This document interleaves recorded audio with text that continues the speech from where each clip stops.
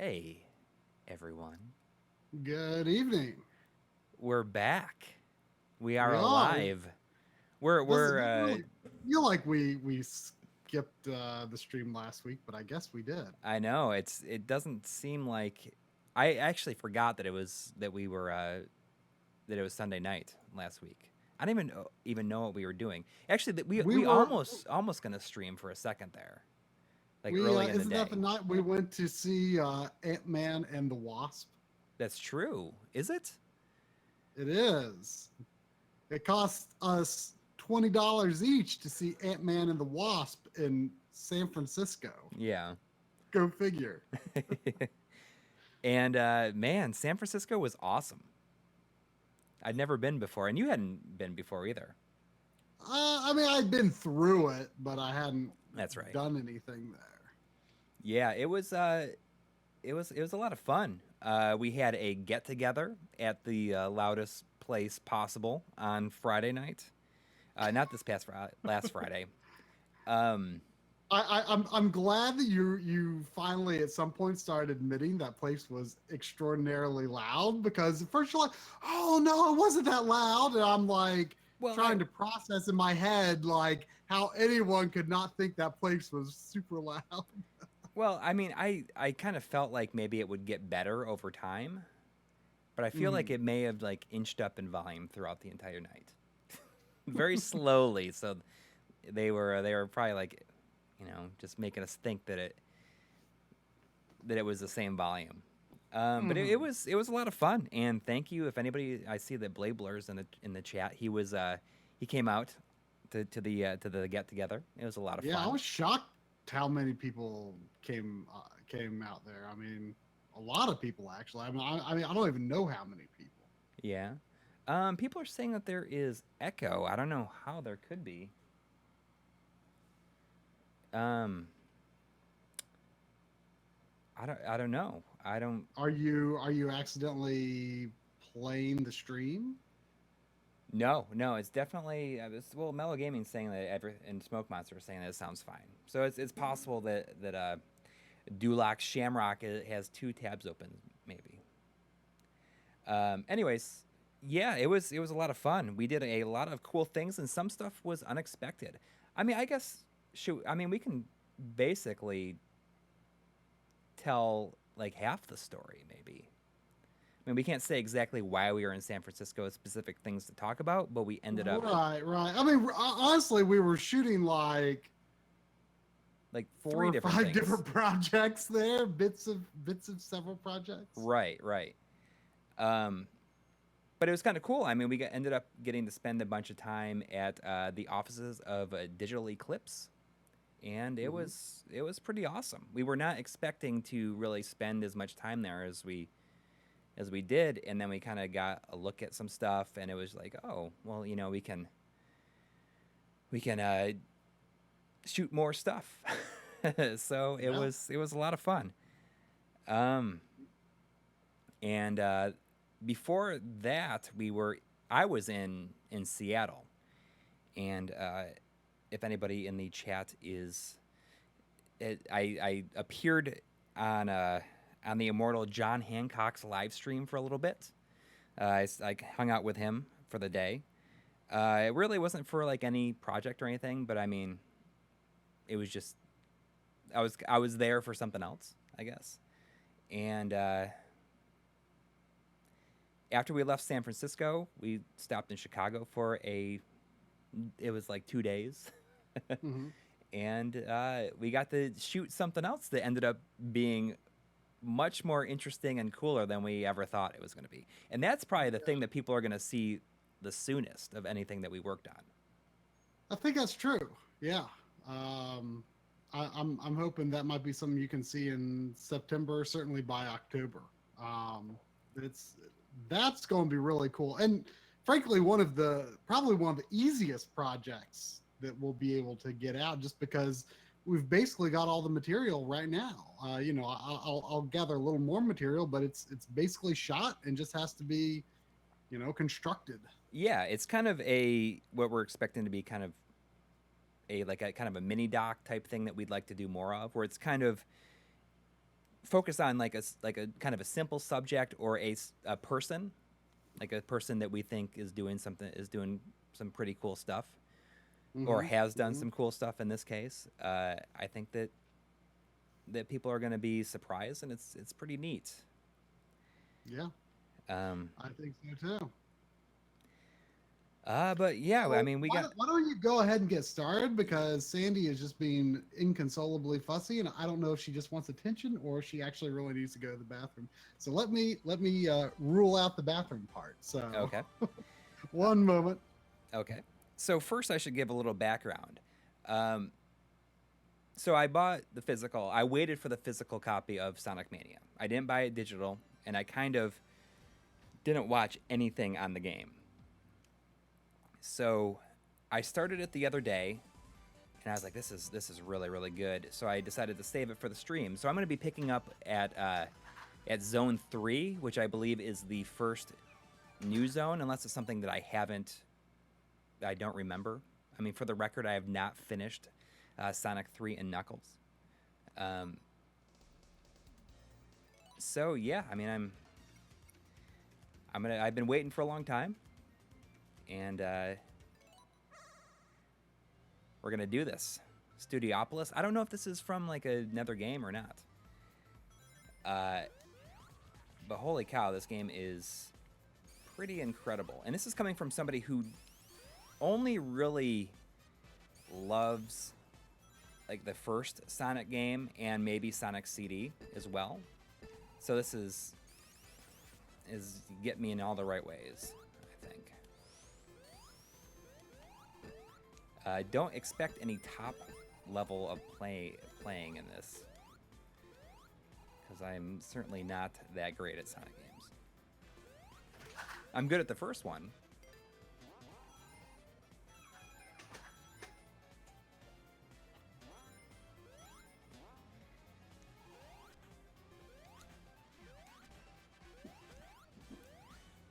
I think it's safe to say that probably my favorite part in this game so far is when you get hit with when you have like full rings, how some of them kind of come towards you in the 3D space. It's just like a little attention to detail like that I think is so cool. Oh, like that. All right, so you're on. Is this the third world or fourth world? It's the third. Okay. So if I remember right, I played the Switch version of this on a friend's Switch, and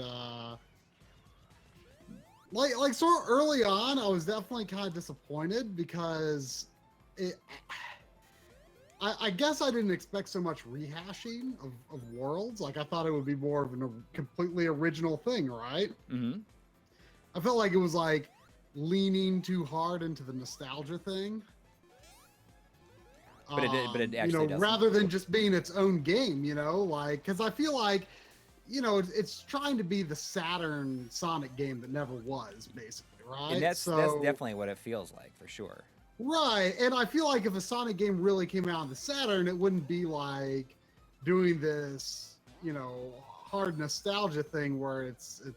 For sure, for sure. And that definitely kind of disappointed me at first. Like, I mean, I'm not a big Sonic fan or anything, but I was like, I don't know, I expected everything to be original.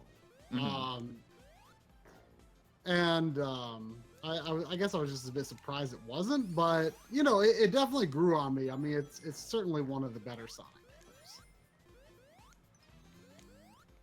Yeah, I was kind of explaining how I only truly love the first one. I think I played through the first one so many times. But this is definitely striking me as very good. And you kind of like Sonic CD as well, right? Oh yeah. I said that takes as well. This has some. I'm not familiar with Sonic CD myself, but I mean, I've certainly heard that that takes that some of the worlds are from Sonic CD. Oh really? Yeah, Blade Blur's, saying that the levels that they do bring back has a lot of twists, and it's certainly in Act Two, always got a lot more original. Yeah, it seems like the first act is kind of a combination of the entire act in the original game. Yeah. I do not like Blue Sphere.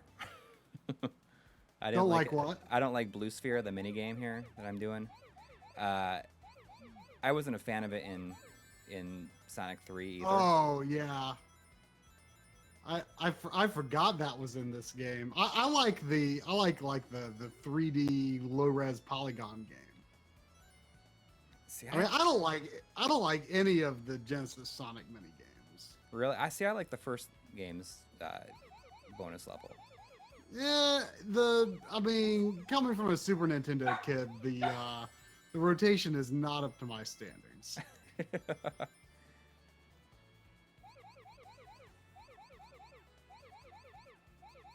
Oh, gotta jump over that. Remember that for next time. I mean, the minigames always this minigame looks cool on Sonic 3. Mm-hmm. But not so much here, you don't think? Yeah. But yeah, I think. Well, I mean, it does look cool. It's just that it doesn't play great. I love how smooth the animation is. Oh yeah. And there's a boss at the end of every single level, isn't there? Yeah, I think that's right. I do like how it's not just all Robotnik all the time. Right. I'll get the physical copy of this eventually, but seeing as I've already played it, it's not exactly pressing. I'll wait for the price to go down. What is the price anyway? It's $29.99. Okay. And it does include the DLC, which is $5 on its own, anyways. So it's a pretty good deal. It comes with an art book. Oh, shit. I'll try to see if it goes down in price to at least 20 maybe. Then I can get Best Buy for 16. There's a lot of scaling and rotation in this. It does the same thing that Freedom Planet does, where instead of animating the when they change angles, it just rotates them, rotates the sprite. Mm-hmm. Uh-oh, I'm gonna die. Dang. I was saying that probably my favorite part, I don't know if I said this when you got back or not. I love when you get hit with full rings and some of them kind of come towards you. Oh yeah. It's such a simple thing, but I think it looks awesome. I'll definitely get the PS4 version just because of 4K support, which is kind of sadly unusual with sprite-based games. I mean, they should be taken. It seems to me like it should be so easy to take advantage of it with sprite-based games. Yeah.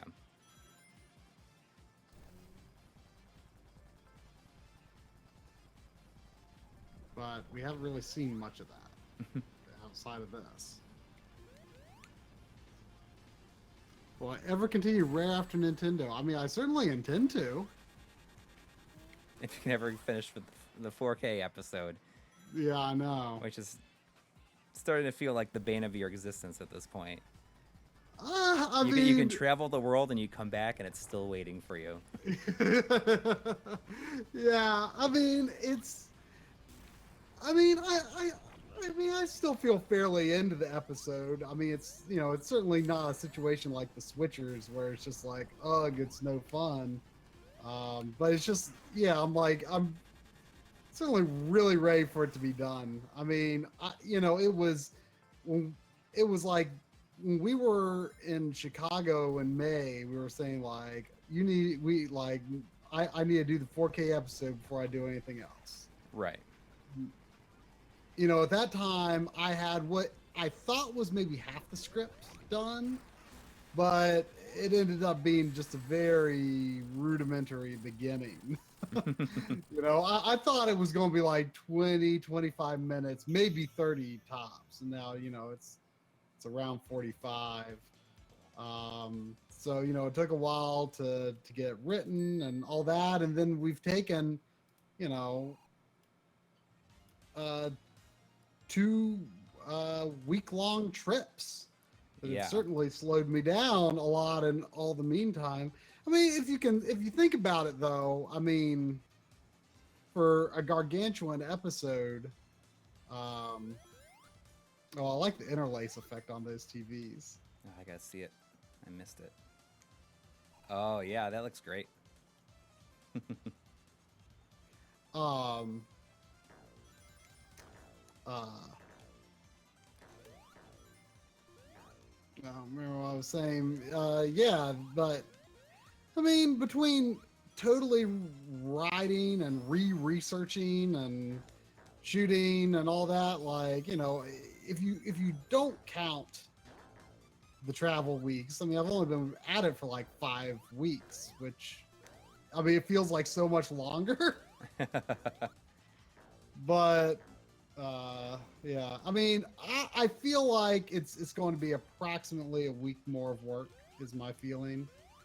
I'm going to try to lie low and hope that nothing else in the world comes up for me to do. That's the Uh, hope. But I that's mean, the hope. I mean, once I finish with that, like I'm definitely like I promised myself since I spent $60 on God of War. I was going to play it as soon as possible, since I didn't wait for a price drop, because I did sort of beef up. I mean, for the most part, I was able to uh, buy games after they had already been discounted, but I did beef up my like 4K and HDR collection just to have more material to show. Like, I feel like I'm going to be even still, even with having bought several additional games, I feel like I'm going to be showing like the same HDR games again and again. And but unfortunately, the vast majority of them are on PS4. Um, you know, it it is is what what it it is. is. It's not for lack of trying though. I mean, you tried to get a lot of It's Xbox it's stuff. certainly not like, I mean, I mean, part of the problem is that, with the exception of Tomb Raider, the HDR kind of sucks in the other 2 HDR Xbox One games I have, which are Recore and um, LA Noir. Mm-hmm. Oh shoot. Like, just not. I mean, you know, Recore is, you know, kind of clearly a low budget game anyway. You know what was so interesting? I was thinking about Recore when when I was first trying it out. Um, I mean, it seems like it'll be a good game. Like, I'm looking forward to actually properly playing through it. But Mm-hmm. it's like, you know, it's, well, it seems like a decently well made game. You know, from the studio that was founded by former Metroid Prime people. Right. Um, but it's so interesting to compare.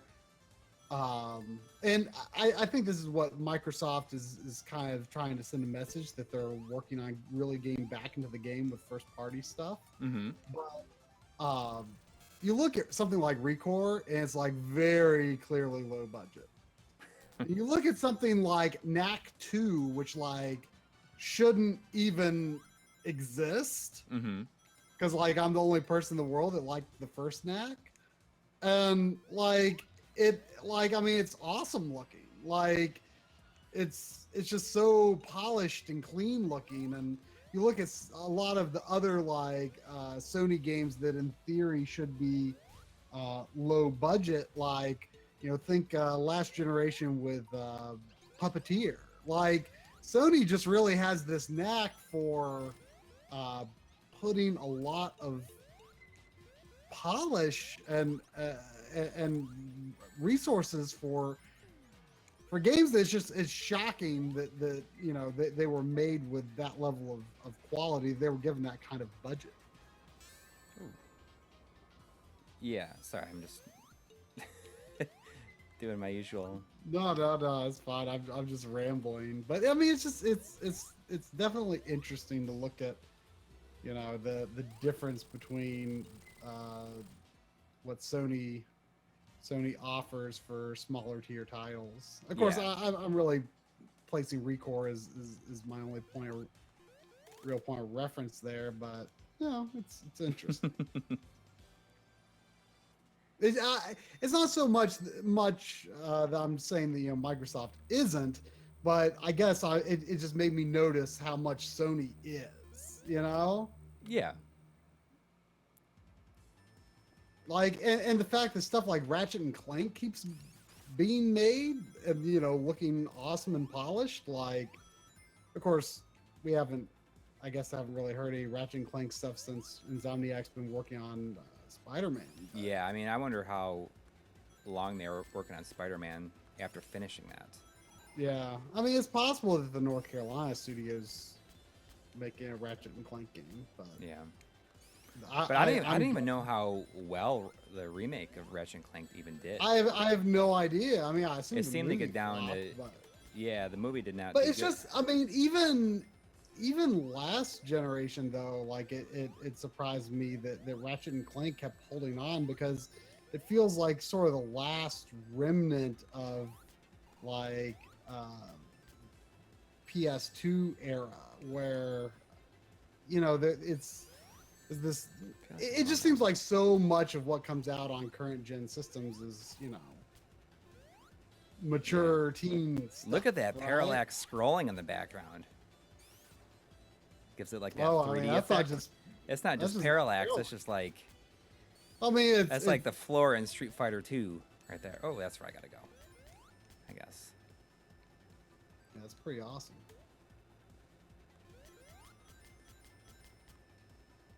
Sorry, I got a little excited there. But for those of you that are, excited for the 4K episode, we have a little something coming out. I'm hoping on Tuesday. Like, I really want to make it happen on Tuesday. That I think people are gonna be. I mean, it's just.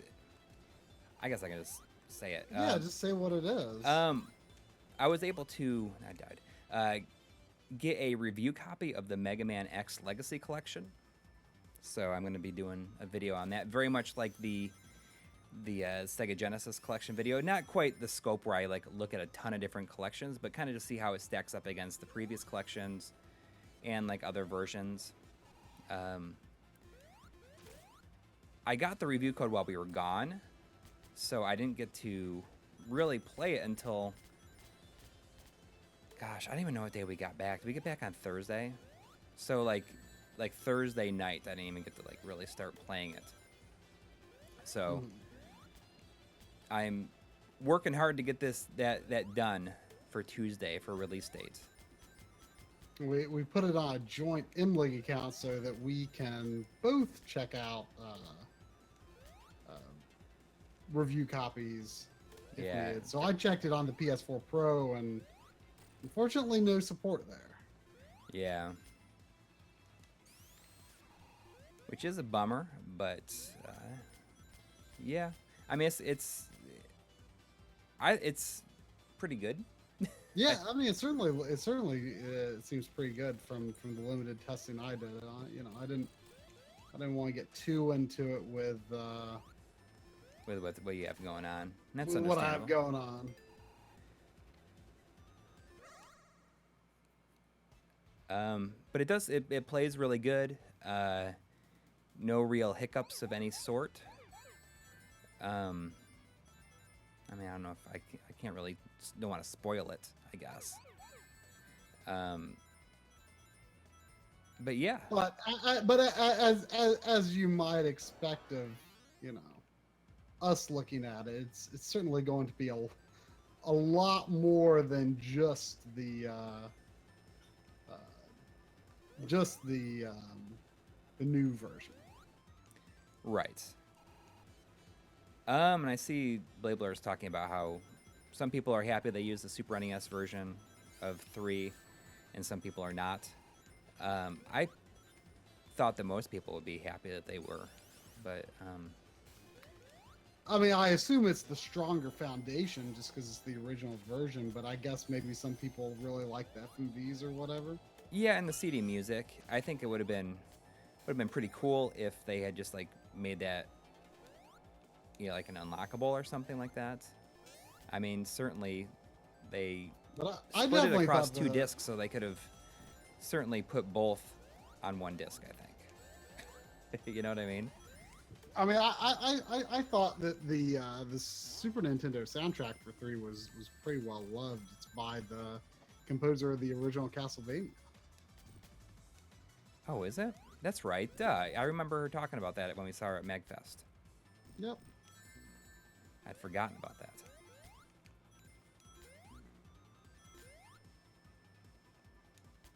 Sandy, I don't know what your problem is. I mean, what else? I mean, I don't know like what people have seen of it or not. I mean, has anybody seen the X 7 and 8 running on anything? Because it was kind of a surprise to me that they actually render it 1080p. Oh, you didn't know? At You didn't know it 1440. was gonna No, be? I don't know. I don't know if that's something that's known or not, but they render it 1440 by 1080. There was a trailer. I mean, it was. Oh, I mean, it definitely looked high res. okay. I had no idea. It was a complete surprise to me.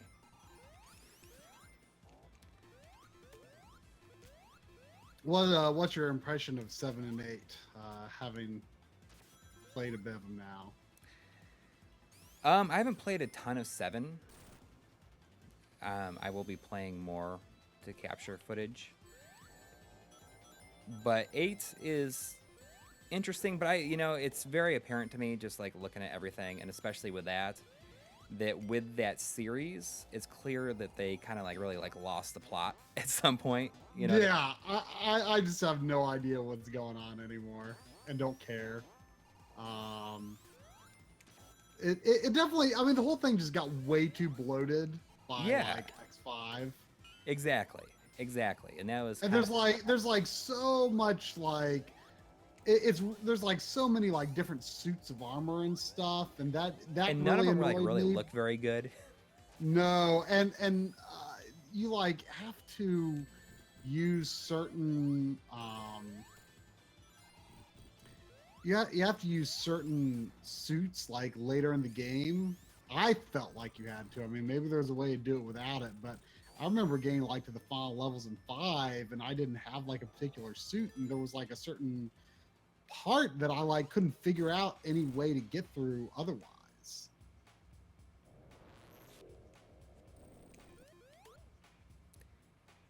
Yeah, I don't know. I mean, this has like the easy mode in it. Yeah, you were saying like takes like 15 hits for a pip of health to Well, go away. I think it changes per game. Uh-huh. Like the Super NES ones, it's a little bit easier to get damaged. But in X4, I sat there and just like let myself get hit repeatedly. But then again, that was like the intro level, so maybe it's different. I don't know if I'm doing the right thing here. Oh, I need to be hitting it. Might help if I hit it. Am I supposed to be getting hit? I don't know. There we go. But it's gonna be hopefully like people will enjoy it, because that's something that's after the Sega Genesis collection we kind of decided we wanted to do more of if we could, and it made sense for that. Another one that I have is the Switch version of Flashback that I was gonna do a video on before I knew I was gonna get a review code for Mega Man X Legacy Collection. And Flashback would have been like a really short video, I think. Yeah. But I actually kind of like X8. I feel like I have not played much of X7. People say it's really bad, but I'm going to go into it with an open mind. Yeah. But X7 is the only one I have not beaten. I actually kind of like X8.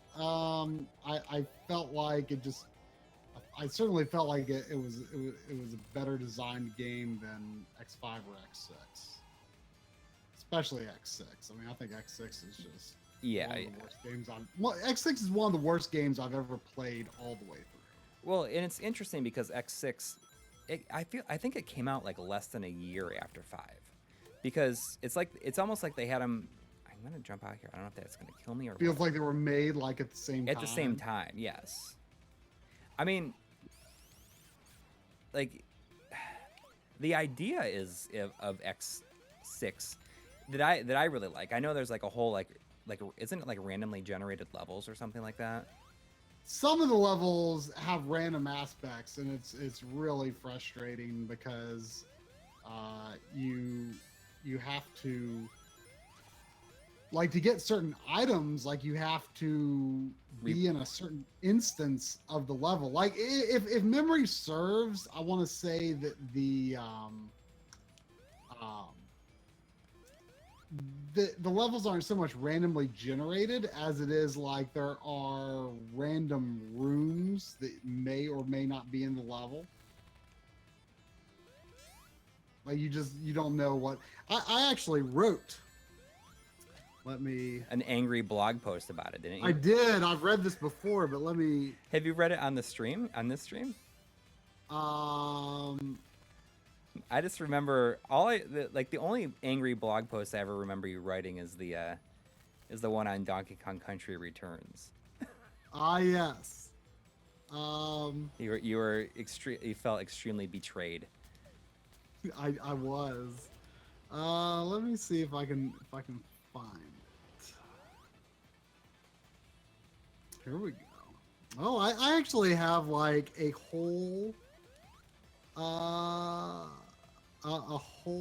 write-up on everything. This was written in 2006. This is try just barely out of college. Let's see. All right, Mega Man X. This is probably my favorite game in the series. I thought I had beaten it previously, but I've got serious doubts. The Final Sigma battle seemed completely new to me, though I know I'd at least seen the first final stage. You know how it works, so no need to elaborate. 8 cool Mavericks, Dr. Light upgrades, heart tanks, and sub-tanks to collect. Good stuff. A perfect Mega Man game. Mega Man X2. I call Mega Man X my favorite, but I really consider X2 to be just as good. The only thing it adds to the mix are 3 optional bosses which jump around from stage to stage and can be fought inside hidden boss chambers, which is a fun challenge to go after. The game is overall a bit easier than the first X game, but it's every bit as fun, if not more so. This is the game I remember a bit more from the days when it was relatively new, so I do have a pretty big soft spot for it. Because, yeah, like, my earliest exposure to Mega Man before I, like, started getting into playing the games for myself was some friends of mine rented 7 and X2, like, a lot. And I know, like, those are, like, probably some kind of strange games for a lot of people, but, yeah, I mean, that's what I saw a lot of at first and played a bit of. I did not know anything about Mega Man during the NES's day. So those were my early introductions. All right, Mega Man X3. This is one of the main reasons I wanted the X collection. The very popular and elusive X3, always so expensive on eBay. I must say I was slightly disappointed. It was probably just my high expectations. In reality, X3 presents the best challenge in the series. This is opposed to X6, which is just insanely frustrating, but I'll get to that later. It features almost no one-ups, tons of big health recovery, and easily discovered items and upgrades. An odd assortment indeed, but X3 also probably has the toughest set of 8 Mavericks in the series. What was interesting about these guys is that I went through over half their levels before I actually beat one of them. During my adventures through their levels, I stumbled upon some cool stuff, like Dr. Light capsules, heart tanks, and sub-tanks. These guys were tough, so I was cool that I actually had to make myself stronger before taking them on. Even still, I didn't think the bosses were quite as inspiring as the ones in X or X2, nor are any to follow. But that's just my opinion. One problem I have with X3 is that the riding mechs can't be used until you unlock them by discovering them, just as you would any other upgrade. There are 4 types of mechs in all, and the others aren't even usable until one particular mech is found first. I don't know why they want to keep this stuff hidden from us. Why not let us have fun with it while the game lasts? With that exception, I think X3 is actually an exceptionally well-designed game, but I walked away feeling less fond of it than I am of X or X2. Battle and Chase, I'm not going to read that one, but I actually kind of liked it. Like I barely played it. I mean, I have it unlocked in my collection, but yeah, I expected it to be kind of bad, but I thought it was pretty good.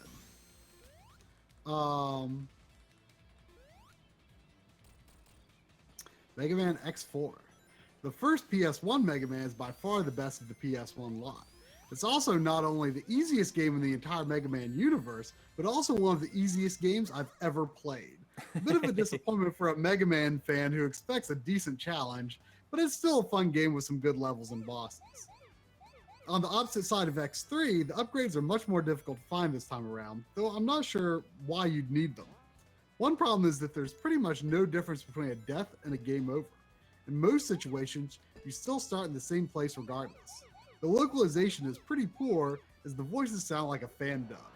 Even among generals who sound like accountants, X himself is the worst offender of all, with a voice that like an unnaturally high-pitched little girl.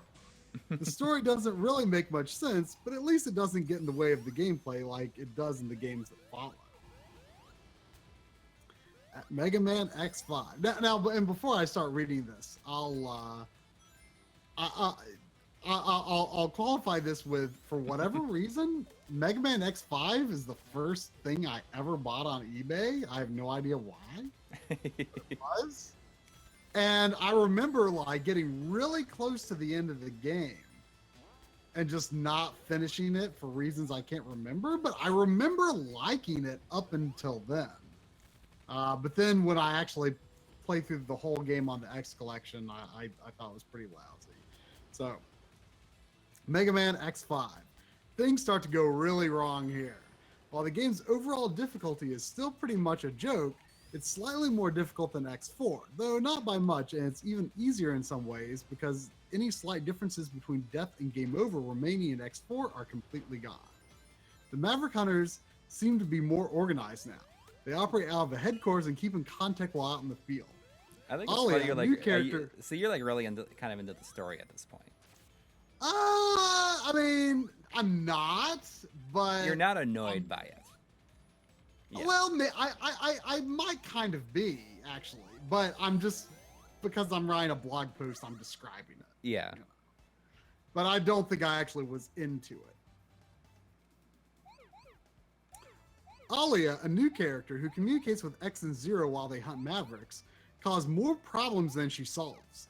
Constantly stopping the action to call you, Alia feels the need to expand upon the pointless story and give tips that any idiot could do without. Oh, okay. I see.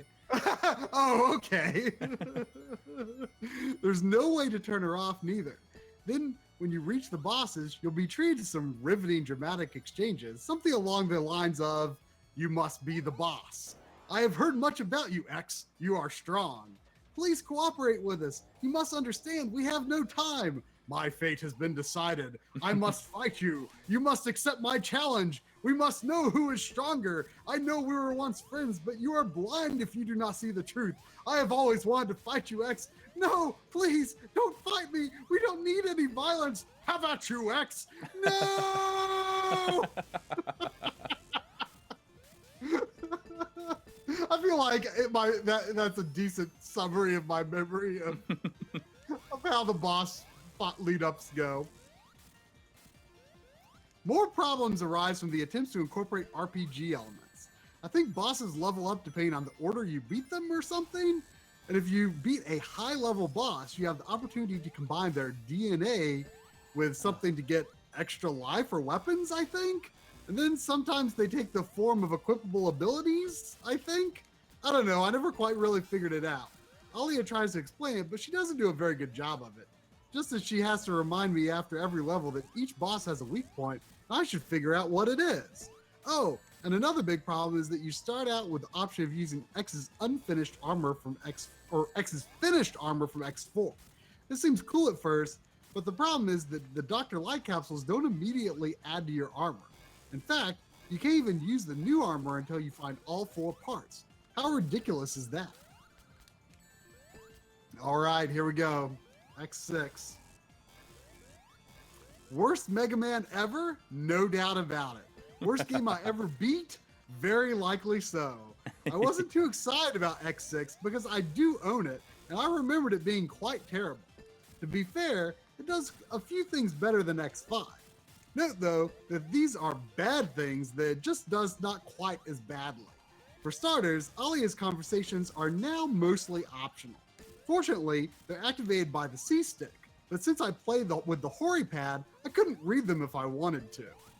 And the RPG elements are done a bit better. Instead of combining something with something to get something and something else, you rescue Reploids throughout each level. Some of these Reploids may give you abilities, some of which can be equipped to X, some to 0, some to either 1. This is better, but still not the best idea. When you add this kind of complexity to a decade-old game design, it ruins what was so fun about to begin with. Wow, I'm just trying to sink in calling Mega Man a decade-old game design. Well, I guess Mega Man X is what I was more referring to.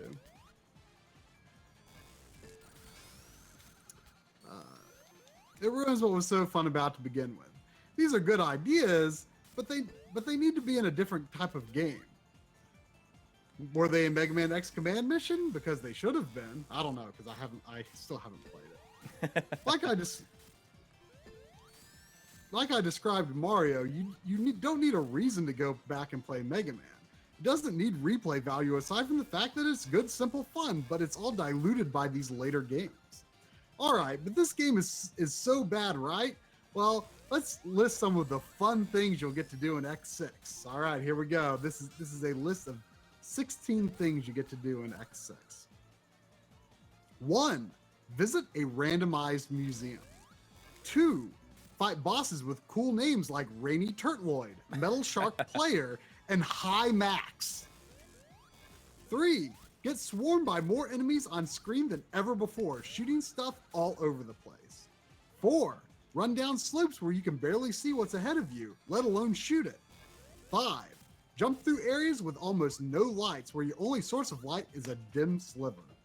6. Fight some dumb wheel-like mini-boss with 4 lights and a crapload of health like 5 or 6 times in one level. 7. Collect Dr. Light upgrades for 2 completely new suits of armor, neither of which is actually better than the X5 armor that you use from the beginning of the game. They just have different abilities. Might I add that if you choose the wrong one, final stages could be nearly impossible. 8. Discover that the final levels are nearly impossible without finding certain Reploids with abilities or certain suits of armor. 9. Read game facts to find out what abilities help with number 8, which Reploids have them, and where they are. 10. Visit the randomized museum about 10 times to find some of the items addressed in number 8. 11. Discover that the final levels are the cruelest creations of mankind no matter what upgrades you have. 12. Get stuck because you went somewhere that you don't have the right armor or abilities for. 13. Kill yourself until you run out of lives so that you can escape, choose new abilities, and a different armor. 14.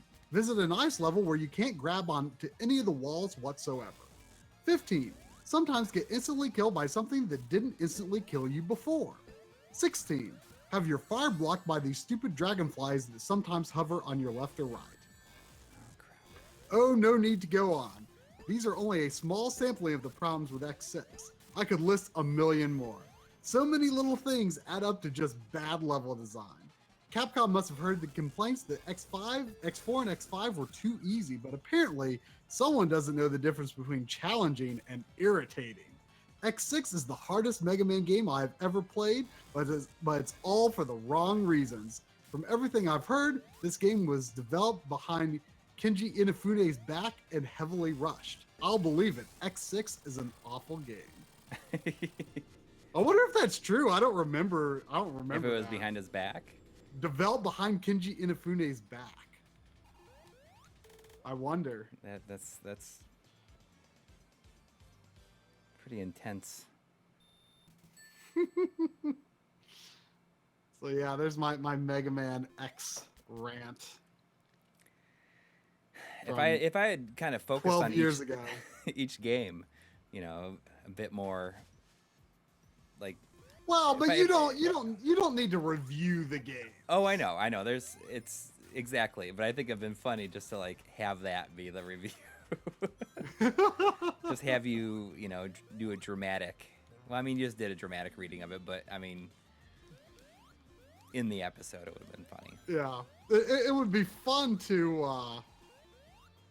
It would be fun to just use that old blog post as the script. Yeah, exactly. Like completely unmodified. Just use that as a script for a Mega Man X series review, and like would just provide no context. But like make the video legit and play it straight. Look at that smooth animation there.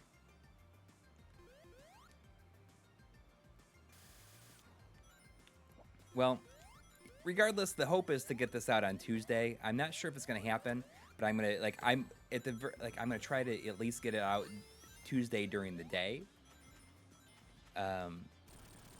If you release it Tuesday, should I still release the 4K episode when it's done? Yes. 100%. I mean, I want to release it on Tuesday because just time it up with the release of the game. But I mean, that's kind of stuff that we want to do more of. So that's why I think you shouldn't worry about the release of the 4K episode, because it's a different thing altogether. Yeah. I mean, they could be 2 episodes that do pretty well for us in a row. Yeah, really. yeah. I mean, people seem to like the Genesis Collection one, so maybe they'll enjoy this one. Yeah, it did quite well. I mean, right now it's clocking in around like 14 minutes or so. I mean, the reason I'm trying to get it done by then as well is because I'm going to be doing more traveling on Thursday, but this time not for anything My Life in Gaming related. I'm going back to Buffalo for the weekend. And also, my mom is visiting. She got here today, so I don't want to spend like a ton of time working on episodes if possible while she's here. Yeah. But yeah, I'm going to Buffalo for a friend's bachelor party. It should be fun, and I mean, it'll be a bummer if you can't get the Mega Man video done before then, but it was also a bummer that I didn't get the 4K video done before San Francisco. No, I want to get it done because it's going to be relevant to the release of it. Like, some people might be curious to see some of the stuff, and I think that we'll talk about things a little bit differently than the other reviews that you will probably see on it out there. Mm-hmm. At least I'd like to think that we are. Yeah, I mean, I don't even know if ours should be called a review. No, well, we try to avoid that word. Yeah, it's not a review. It's just showing you what it is. Like all of our other stuff. It's not a review. It's a showcase of what it is. Yes. I don't know if anyone here saw did a Twitch stream the other day. Oh, right. Friday night. Briefly. Yeah, just casually. Trying out a new capture card. We've been trying to get in contact with capture card companies for a while so that we can like look at more capture cards. Yeah. I guess and this is finally got in contact with Avermedia or Avermedia. I'm not exactly sure how you say it. Yeah, thanks to our friend Epos Vox, who has an excellent channel if you're into like tech stuff. Yeah, in fact, I'm pretty sure that's like his channel is where I heard about the new Avermedia card. Right. It's like, it's the first consumer market card to have HDR support, which is kind of a big deal. And when I was aware of its existence, I realized like this has to at least be addressed, and preferably by us looking at it. So, I was able to get Avermedia to send a review unit, and it's actually kind of awesome because it seems to have zero problems with the OSSC, which is kind of huge for yeah, for those, especially like Elgato esque and Avermedia cards, because usually they don't see it at all. yeah. I don't know what the status of the newest Elgato is with the OSSC. I have no idea. Um, the only downside so far is that it doesn't have any high res 4:3 recording resolutions, so I'm having to correct the aspect ratio in Premiere. But you've Or actually reached out, like you're telling them, say, hey, you should fix right, this. well, the PR person I was in contact with said, don't hesitate to give us your feedback and thoughts about features. And basically, I said, I said this could basically be the only card worth considering, like not just for modern games, but retro games too. Because this device, the OSSC, is really weird, and a lot of stuff doesn't properly support it. And the card works great with it, but if you could add 1200 by 1600 by 1200 and 1440 by 960 recording modes, then it would be like completely perfect. Right, as of right now, I'm recording in 4K, so I'm not losing any detail in the OSSC recordings, but it's just that they're 16 by 9, and I have I made a preset for fixing the aspect ratio in Premiere, which isn't a huge deal. I mean, the nice thing is that the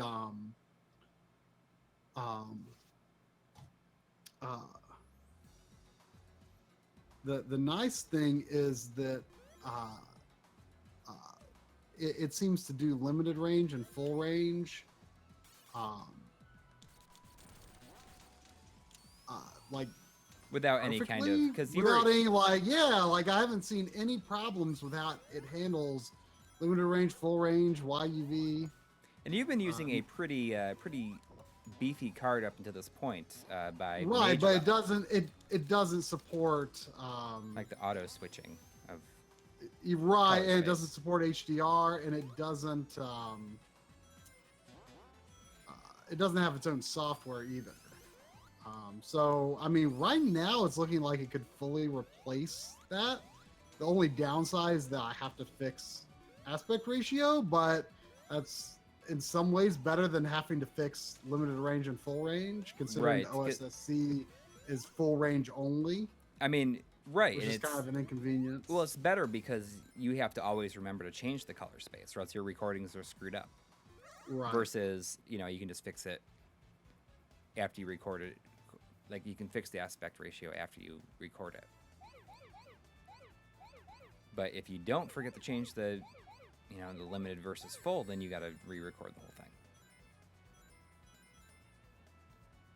Emperor Ernest said a bit higher up that I feel like MLiG is moving away from RGB and PVMs, which I mean I don't think that's at all the case. Really, we started off like not when we started the channel. I mean, we weren't into the whole PVM thing at all.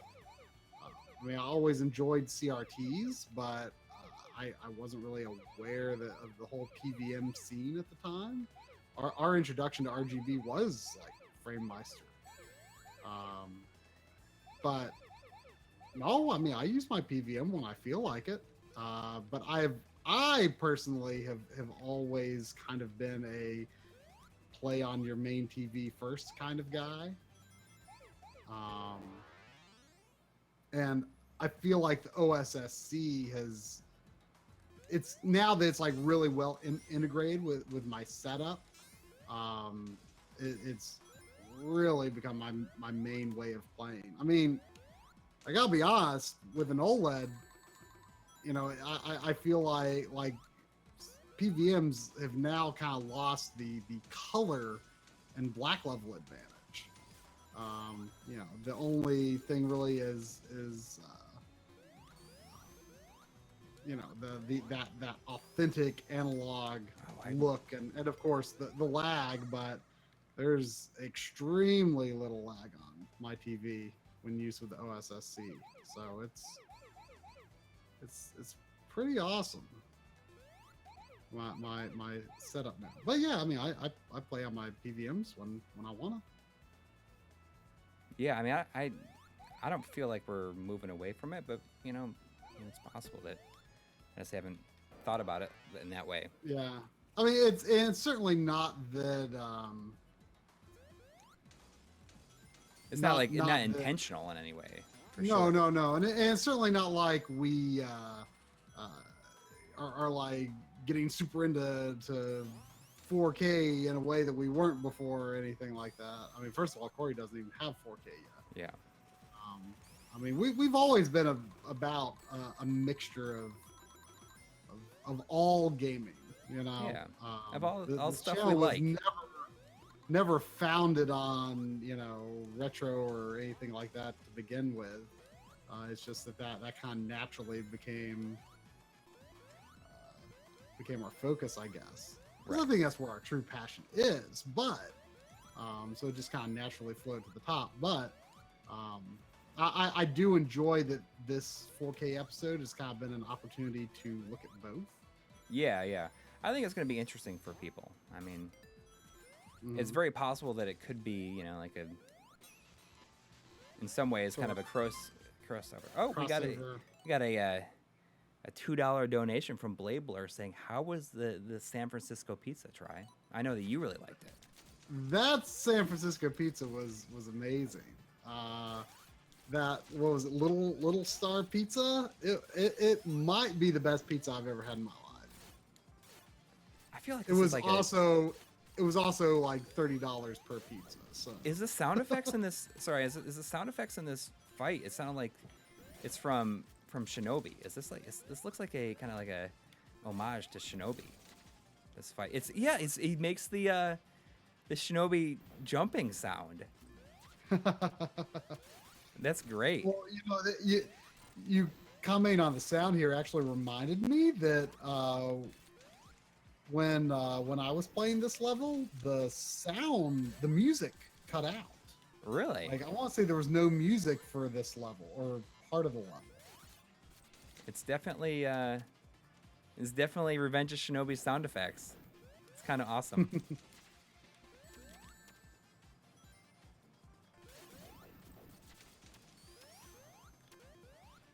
Flavor say no one who reviewed the game even noticed that. That's crazy. I mean, well, I hope you're proud of me for noticing. Of course I'm going to notice that. But yeah, the San Francisco Little Star Pizza. I mean, it was like a Chicago deep dish pizza, but just kind of better ingredients. I think. Like it was super good. I feel like for you, like you're all about New York style pizza and nothing else like really comes close. Right. Like New York style pizza to me is like just okay. It's fine. It's good. But it's nothing special to me. Like I am all about deep dish pizza. I love deep dish. Oh, pizza. Awesome. Hang on, I gotta hear the music here.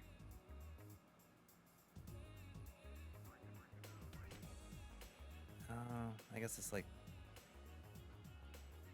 Stardust Speedway is like the best music in the American version of Sonic CD. I love the music on that level. But this seems to be maybe based on the Japanese version. Sorry. You actually ate sushi twice on this trip. Yes. What's going on? Suddenly my microphone sounds really weird. It's very heavily on one side. Hang on.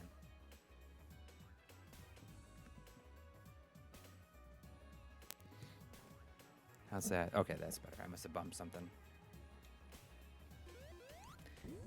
Um, did I have sushi twice? Yeah, you had sushi In Redwood City, and then in Redwood City, and then in Chicago. oh, that's right.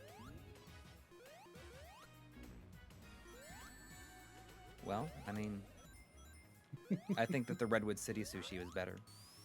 Oh yeah. Yeah.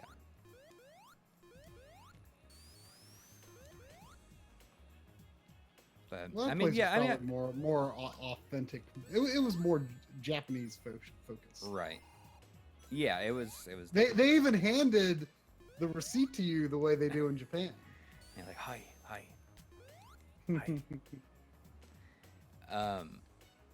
But But man, yeah. I gotta tell you, being in San Francisco, like just the cost of it made me want to go back to Japan because, like, aside from the cost of flying and the copious amounts of games that you will be tempted to buy, like Japan wasn't that expensive to me.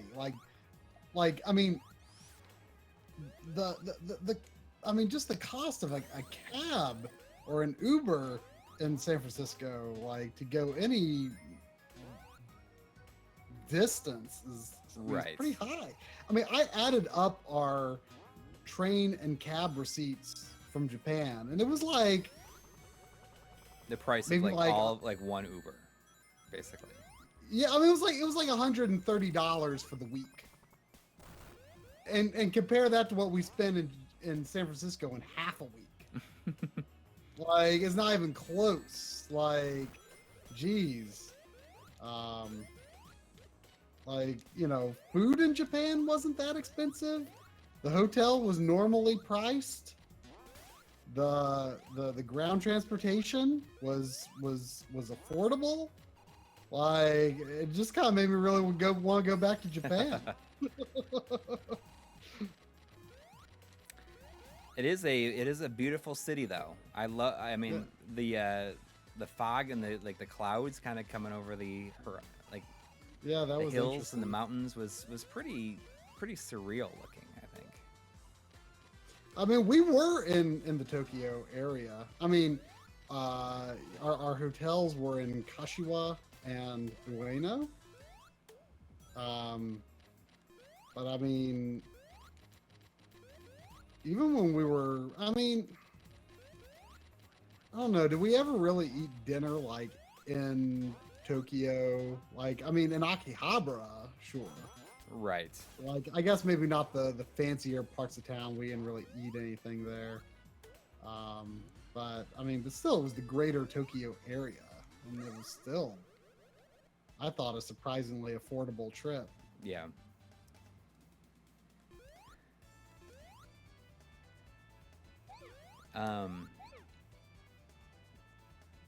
I think that we'll be back at some point in the future for sure. You know, there's a lot of stuff that we'd like to do there that we didn't get a chance to do this time. But our next trip, I guess, is we're going to be going to New York in September, and then we're also going to be at Retro World Expo, as announced. Was this morning? I think it was announced. Oh, did they announce all the guests? Well, they announced us. Oh, was it supposed to be a secret until then? Yeah. I mean, I don't remember telling anyone. But... Well, we haven't like made it like public, but it was announced today. It's pretty exciting. Yeah, I mean, we've been like, really wanting to go for, well, I mean, since the beginning, really. I mean, Dave had nothing but good things to say last year. Yeah. Who are the guests? I've not seen the announcement. There's a lot of people. You should look it up. There's still a lot of people I think that they haven't announced yet. Is it on the Retro World website? Yes. As far as I know, it is. Yes. What else? Who else was announced? I mean, there's a lot of people, but there's a lot of Mortal Kombat people. Speaking of which, I met Johnny Cage yesterday. I was helping a friend shoot something that was totally not My Life in Gaming related. And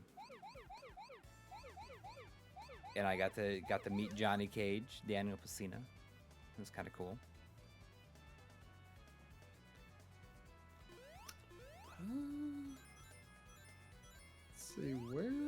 Game would Day I is going to be there, see? but we already knew that. Oh, I guess I like scrolled through this weird thing on the website. Okay. Let's see. Voice actor Tim Kitzrow appears to have done a lot of sports announcing. Yeah, he's the NBA Jam announcer. Oh, okay. Looks like a game developer from NBA Jam, Mortal Kombat. Yeah, there's a lot of like former like Midway people. Okay, okay. There's we got Norm the gaming historian, a wrestler guy, Rich Divizio appears to be a Mortal Kombat actor. Yeah. Derek from Stop Skeletons from Fighting. Daniel Pacina, is that who you were shooting with? Yeah, I said I'll see you in a month and a half or so. I don't know if they'll remember or not. Looks like it's the Anthony Marquez. Is that Raiden? Oh, is it? It might be. Or Kung Lao. Oh yeah. My Life in Gaming. There we are. Game Day. John D from Retroware. Falconeer, musical guest. Don't know him. Wrestling with Gaming. Who might be in the chat. Oh. I know that he watches the stream. Lance Cortez, of course, also from Retroware. Retro Gaming Arts. He's a modder guy. Huh? He's a modder. Oh, we got a $5 donation from Ryan Schmidt. That says your 4K video could blow up for you. Guys. It's your least niche video. What's your opinion on size with 4K? I've heard anything under 40-inch is pointless. I don't know if that is. I would really agree with that because, like, you know, I've got a 55-inch, which is small-ish, and like if a game doesn't have good anti-aliasing, like even if it's native 4K, you can still see pixels. So like I feel like 40 inches you'd still get some benefit, I think. Although I don't know how many. I mean, I guess how like big with was the one that Steve had? I feel like that's got to be close to like 43, maybe. Yeah, that probably was in the 40 range. But you could. I mean, you were playing Secret of Mana, which is native 4K 60. Like, yeah. Did you think it looked pretty sharp? Yeah, it looked really good. But he said that TV does not work with the Genesis component cables. Interesting. Yeah, we got to hang out. Hang on. Is it gonna have the music? Is it gonna have the music? Please have the music. Hang on. It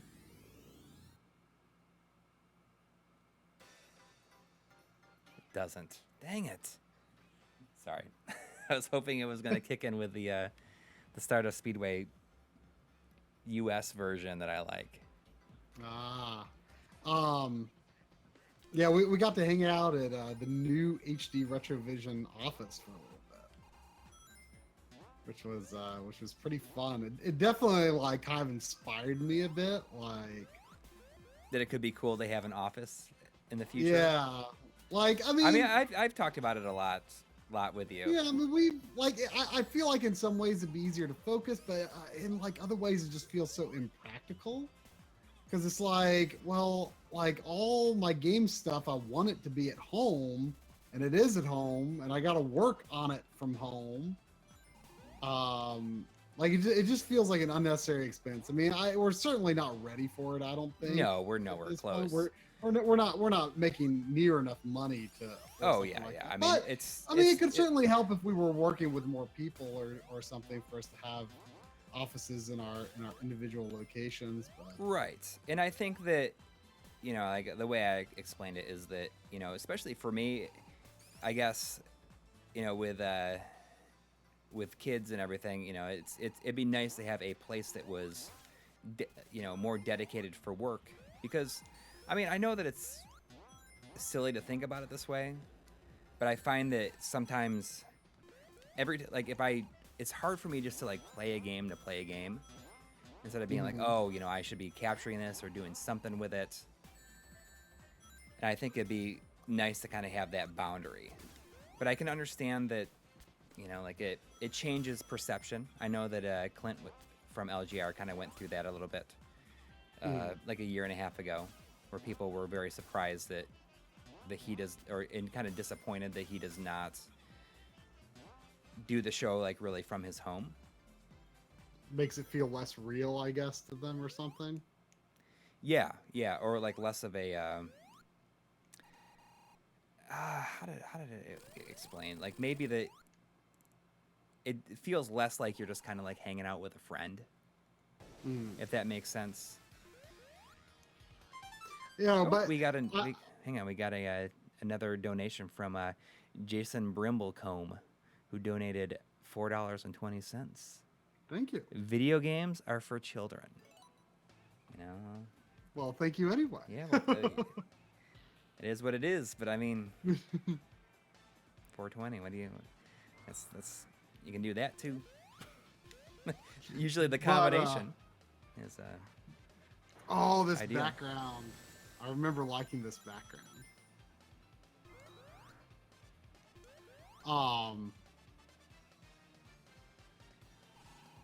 I feel like Drum was not impressed by this background, but I was. Oh, it's kind of cool the way you go around it. Isn't it? It's pretty awesome. But you know, I was, you know, I definitely kind of thought, oh man, it'd be kind of neat to just like have like an office space one day. But it'd be tough because like Steve's office would not be large enough. Like that kind of office would not be large enough for what we have to do. Like we would just need a bigger space to shoot in, you know? Yes. Exactly. So I mean, then it'd be more expensive. I definitely like. It kind of made me think like if I ever like moved and like had the opportunity to like kind of design like a large space, like maybe a large basement or something, like for both living space and workspace. I feel like what I would like to do is oh, by the way, I think this might not loop. I think you'll eventually hit a wall, and that would be bad. Well, I'm getting them anyways. I'm attacking them. I got them. Something like that. I might be thinking of something else, but Ooh, was that a chaos I felt emerald? like there was a reason to hurry. But anyway, like Oh, we got Ketris in the chat. Oh, whoa! Hey. Hey there.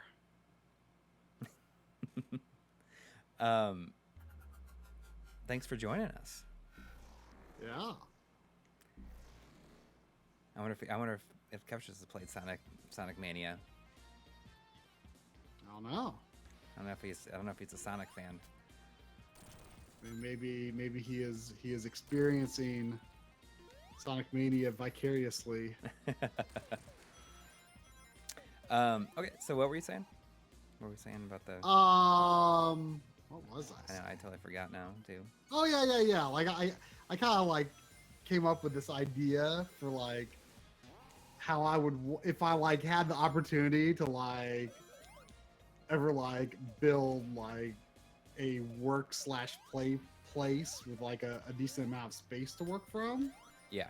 Decent amount of space to work with, I guess I should say. Mm-hmm. And like I like could completely design. I mean, it would be like something like in like if I moved or something one day, it'd be like in my basement, like a large space in my basement. And what I would want would be like it would basically be like a large just like a huge large room, but then you would like divide it in two, and in the middle it's not just one wall, it's like a double wall. And like I don't know if I'm describing it right, but there would be like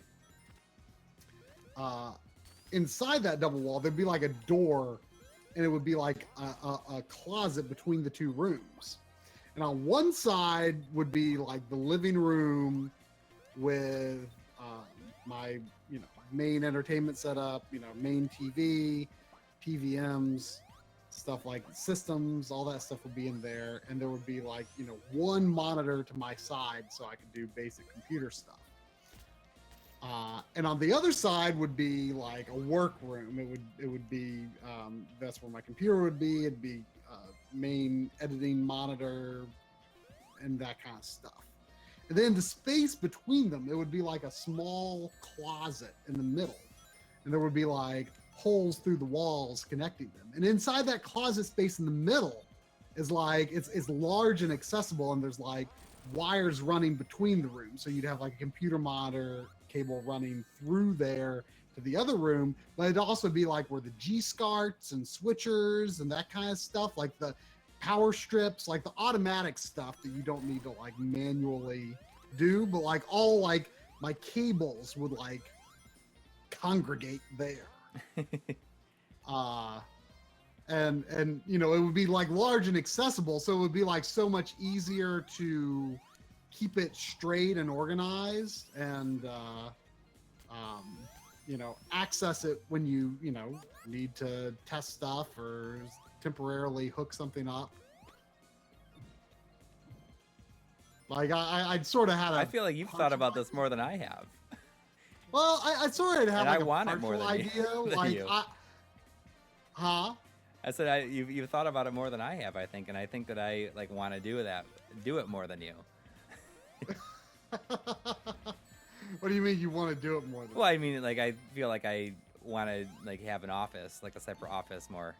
Right, but this would be like, but it would be like in the same space, but it would be like divided by this closet. You know what I mean? Right. Like I've sort of given that a little bit of thought before. Like I had thought like I would like a large space, but behind my game setup. Right. Where I could where I could like easily access the wires and stuff, but then I was thinking like, oh, like my editing space doesn't necessarily have to be exactly where I sit to play, as long as I can access like a computer so I can like run the capture software while I'm in the game space. Then that's sufficient. I can go in the other room to edit. I think it'd be kind of awesome. It would be, and it kind of separates it. You Right. But hey, if we ever got to the point where that could happen. If one day we're making decent enough money, maybe yeah, exactly. And there is just something to be said about having a place that you go to work, and you get more work done. I mean, that's But of course, I'd still have to go into the game space to shoot, but right. I wouldn't be editing in the same room. Right, and that's a big part of it. Oh yeah.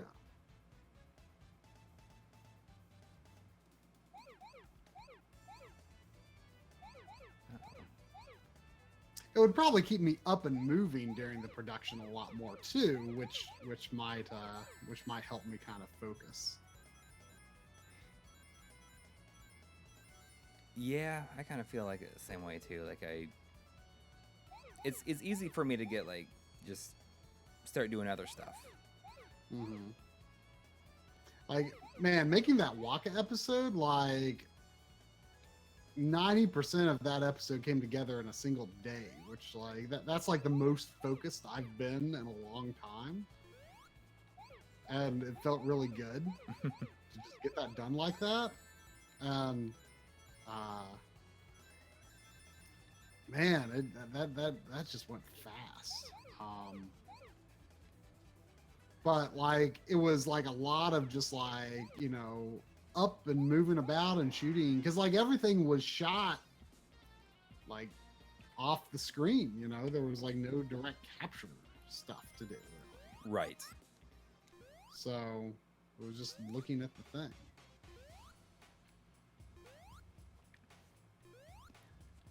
Well, I'm hoping this Mega Man episode goes pretty quick. I mean, I only really shot and recorded the script basically this morning. So we're gonna see how fast I can be, I guess, if I want to get this done in a reasonable amount of time. Man, it makes me feel so bad when when you hear Tails drown, like off screen. I'm looking up the chat a bit. Golden Jupiter Studios says, "Hey Corey, have you heard of Blinks on Xbox?" And boy, have I heard of Blinks on Xbox. Maybe too much. Yeah, it's actually kind of a joke. That originates a few years back. You know, once I was like clearly kind of going down this path of like, you know, getting a lot of game hardware that I never previously saw myself having, and like, you know, buying just a lot of games, a lot more games than I used to, just because there was, you know, something interesting about them. And also the fact that I just tend to, you know, kind of like platformers and a lot of like mascot type games, or at least I have in the past. Our friend Drumble said that I guarantee 100% you will one day own Blinks the Time Sweeper. This was the time when my backlog was somewhat under better management. And you know, I was under this situation. Oh, I really like this fight because you're like you are. Yeah, Robotnik. it's like it's kind of fun. This it's cool. pretty. It's clever. But yeah, like I was trying really hard for a while to keep my backlog under 100 unfinished games, and I kind of failed at that about a year ago, and now it's at almost 200 unfinished games. Is it really? Yeah, it's like I'm at like 195. It's pretty bad.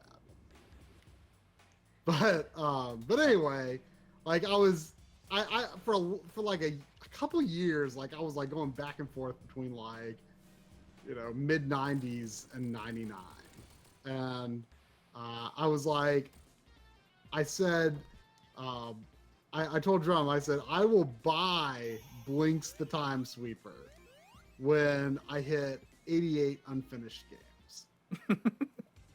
The logic behind that, it had nothing to do with time travel, which you might think, given 88. But now I've taken it to have double meaning. The idea was that if I hit 88 unfinished games, then buying Blinks the Time Sweeper brings me back up to 89. So that means that I wouldn't cross 90 again. The idea was like I would get not only, you know, get further away from risking 100, I would like get further away from the 90 threshold, and then eventually I would, you know, get under the 80 threshold and stuff like that. You know, obviously I've failed significantly at that. Do you own it? But no, I don't. But I feel though, like at this point I have to still, like, in order to have any hope of making backlog progress ever again, You can never own it? I can I have to believe in the dream that one day I will hit 88 unfinished games.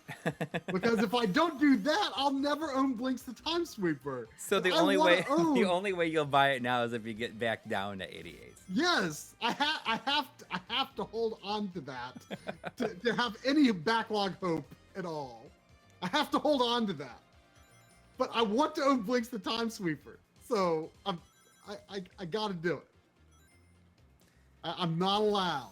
I'm not allowed. You know that game was only possible because of the Xbox hard drive. Not really, but that was always the thing that they said. I'm not sure if that's the case or not. I mean, it was because like then like Prince of Persia: Sands of Time did the same thing, and oh dang it, And Oh, the rewind. yeah, and it's feature? like, oh, that was on everything. So obviously you didn't need the hard drive to be able to do Well, it. maybe the way they did it was more inefficient. Well, that wouldn't surprise me. It was developed by Artoon, which is the studio that made all of the mediocre Yoshi sequels. Right.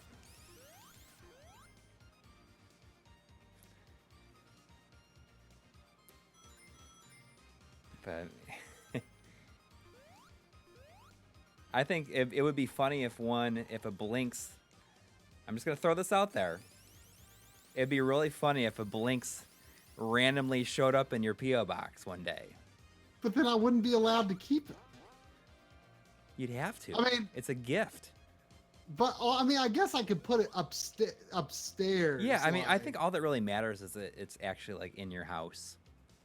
Yeah, but that I can't officially add something to my collection. I've put a few things up there, like some games that I've picked up that I'm not really sure if I really want, but I felt like I needed to grab them for like episode reasons, like future episodes I want to do. And then if I play those games and decide I like them and want to keep them, then I'll take them downstairs and put them on my shelf properly. You know, if that happened with Blinks, then it would have to forever be up there. It would have to forever be unplayed until I can bring it downstairs and officially add it to the collection. But it can't be in the collection until... I mean, I feel like it would partially ruin the moment. I want to buy Blinks the Time Sweeper myself. For $3 or whatever it sells for $3, well, who knows? The price could go up in, 2030 or whenever I have all hope of... You should do like a feature video with... like the journey to 88 unfinished No, I games. feel like you should team up with John and do a DF retro on Blinks the Time Sweeper. It's like only possible on the original Xbox. Blinks the Time Sweeper. And then we'd have to look at Blinks Masters of Time and Space. That's the sequel? That's the sequel. Well, yeah, I mean you'd have to. But I think that would be a big hit. Probably not. It would probably be the biggest waste of time ever. But also awesome and worthwhile. Yeah. Everyone has those games it's just like you just think it's basically, I mean, do you feel that Blinks is probably just like a really stupid game in a way, or do you think it's probably pretty cool? It's probably kind of awesome. Okay. Let me go to GameFAQs, because there is a review on GameFAQs that we read on the Backloggery stream that is, a freaking masterpiece. Is it on the message board? Let's see. Okay, there's reviews.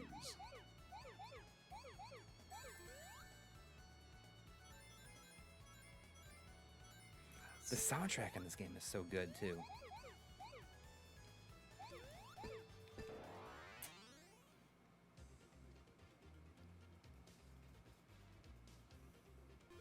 Of course, I'm missing a lot of it, but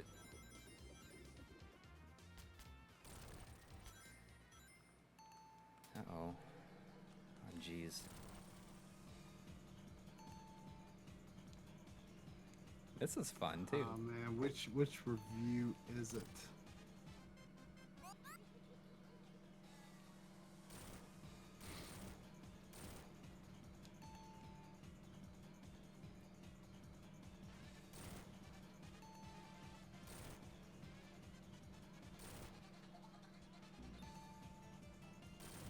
Oh, here we go. I think this is it.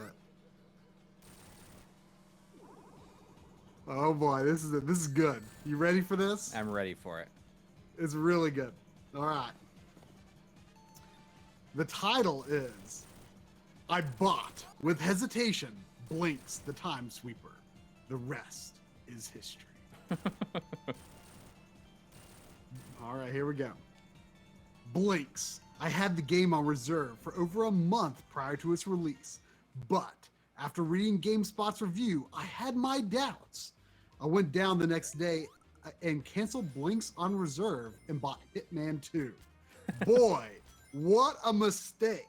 Returned Hitman 2 3 out of 10 and bought, with hesitation, the Blinks, the Time Sweeper. The rest is history.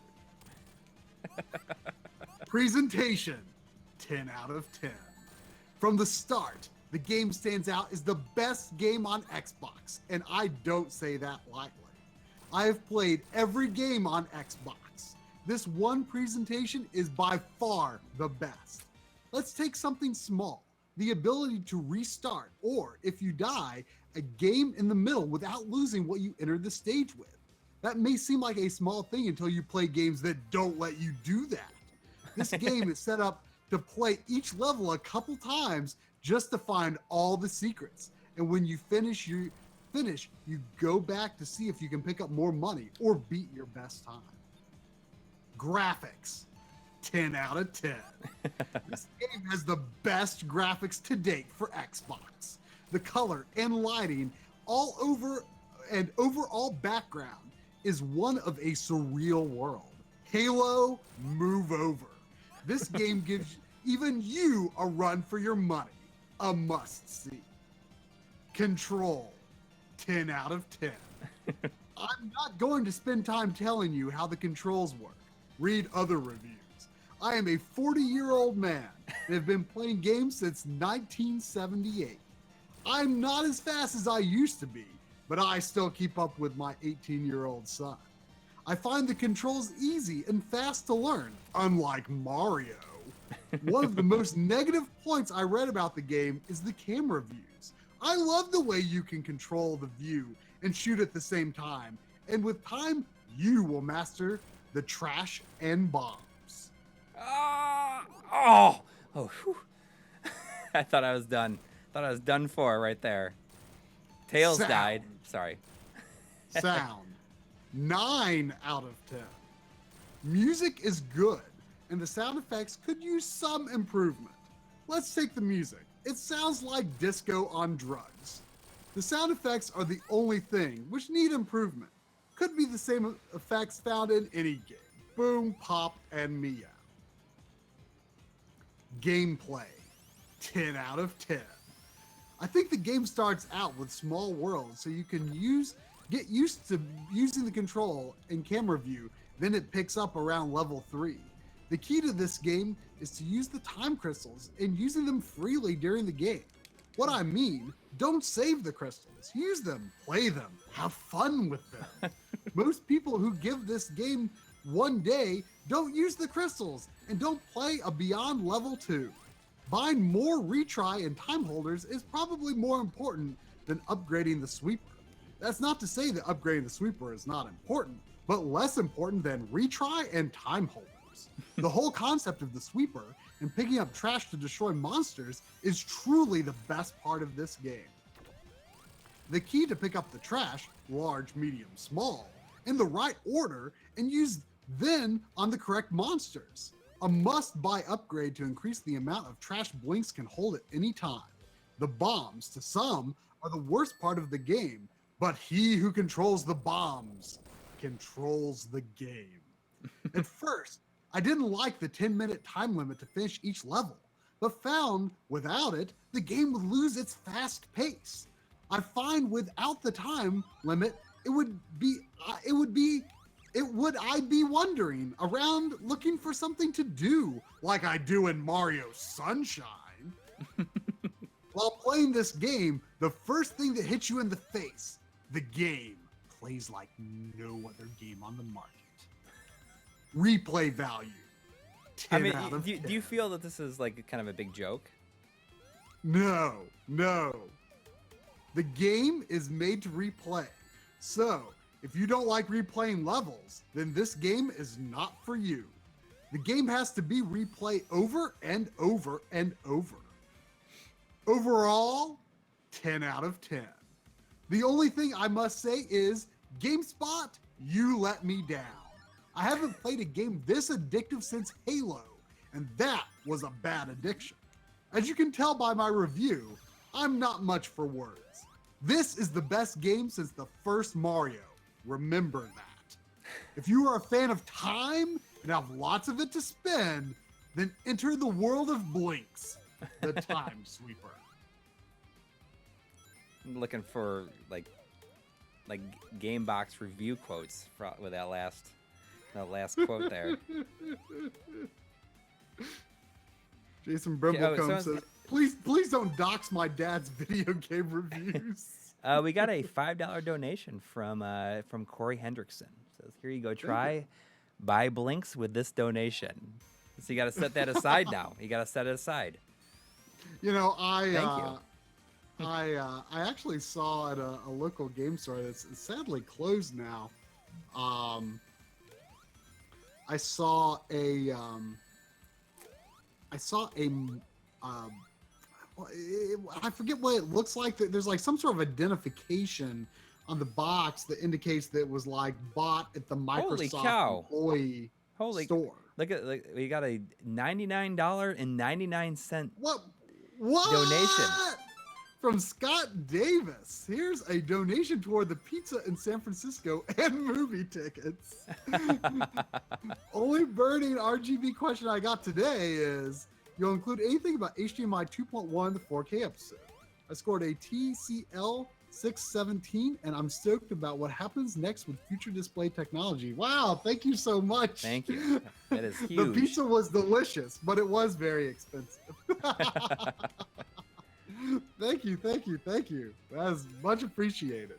Now I remember that pizza much more fondly. There were no flaws to that pizza now. Even the cost was affordable. There is brief mention of HDMI 2.2 a couple times in the episode. 2.1, right? Or yeah, 2.1.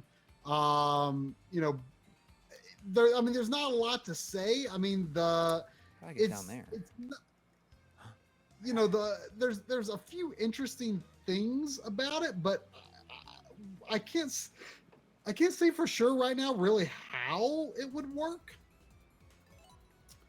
Like for example, it's, you know, the thing most people think about is it's got variable refresh, which would have to be supported by the device. Right now, the only console that would work with would be Xbox One. And kind of my logic with jumping on 4K now instead of waiting for 2.1, I'm thinking it's really only going to be relevant for like poorly optimized games. So like most games should be decently optimized. I'm not like a frame rate junkie anyway, so I thought, possibly a more interesting feature that I didn't know about until Artemio told me about it. I forget the exact term, but it's something like quick media switching. Which this definitely has potential to be big. Yes, it does have interesting potential. Basically, it's supposed to eliminate the time that it takes to sync up to a new signal. I think the intent is like if you launch like a Blu-ray movie or something, it's not going to drop the signal if it switches to 4K or switches to HDR. But obviously what we're all thinking of is, I can play Chrono Cross and Chrono Trigger and Saturn games or Chrono Cross and Silent Hill and Saturn games and stuff. But what I don't know is, like, would it just work if it's implemented on the TV, or would the OSSC also have to be designed to use that 2.1 quick switching feature? It's certainly an interesting thing for the future that I assume would eventually be implemented by some hardware revision. But I have my doubts as to whether you could just hook up your existing OSSC and it would just work. That would be very interesting. Nope, we got another donation from Jakester0565. You wanna read it? Okay, so I saw someone say something about the UFO. Yes, thank you. Okay, so UFO, not this guy, right? So any advice for component through the FrameMeister? Well, you know, Solaris Japan sells the D terminal to component. adapters. Otherwise, I just recommend using the Firebrand X profiles for whatever system you're using component through. Um, I think component looks pretty good through the FrameMeister. I don't feel like it looks like notably noisier or anything. Interestingly, we did see in Akihabara a display like outside a store, had like a bunch of like D terminal cables and adapters and stuff, but figured I didn't really need another one. But I did get, interestingly, a Wii D terminal cable at a book off. This is the first thing you bought. It was actually, yeah. I mean, I also bought a Pokemon Green and Puyo Puyo SNES there as well. But it was the first thing I picked up off the shelf. Did you know? You know that there's over 150 totally unique Pokemon? I did know that. A Pokemon. The Pokemons. But yeah, so that's like going to be like the first like native console D terminal cable we'll be able to look at. It's not like an official one or anything, but still just an interesting thing to have.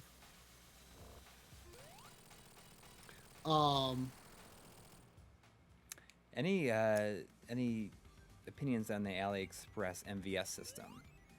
I guess it's not really available anymore, is it? I'm not sure. I heard it had the sync was wrong on it and it could damage your equipment, but I think it was Citrus 3000 PSI came up with a fix for it, but I'm not sure if it's purchasable anymore. Yeah, I mean, it would require some work to have some safe sync, but it's interesting. Jakester's saying he had issue with component cables on the FrameMeister. I think we should come up with. Oh, I skipped the cutscene. Whoops. I meant to pause it. Through the FrameMeister with Wii and Wiimote, but not. Can I just say that I really, if anyone out there wants to design this, I really want someone to design a character that's very much like Mr. Chief, the kind of jokey, badly drawn Master Chief, where it's like Mr. Chief, someone to make something like that, but it's a FrameMeister and it's called Frame Mister. That's what I want. Well, just put googly eyes on your FrameMeister. Yeah, it's the Frame Mister. Okay, sorry, I didn't mean to get into that. That's weird. Actually, you know what the weird thing is? I don't know if it could possibly be some sort of sync setting on the FrameMeister or something. I'm not too knowledgeable on setting that kind of stuff, but that AverMedia Live Gamer 4K, it seems to be doing awesome with the OSSC, but it is giving me all kinds of problems with the FrameMeister. Thankfully, I'm done using the FrameMeister for the episode at this point. So it continued to give you issues with it. Yeah, it did, with all sorts of systems as well. I mean, ideally, this stuff will be fixed in firmware updates and the whatever. FrameMeister, generally is a very normal signal and works with just about everything. But I know that there are exceptions. Like, for example, the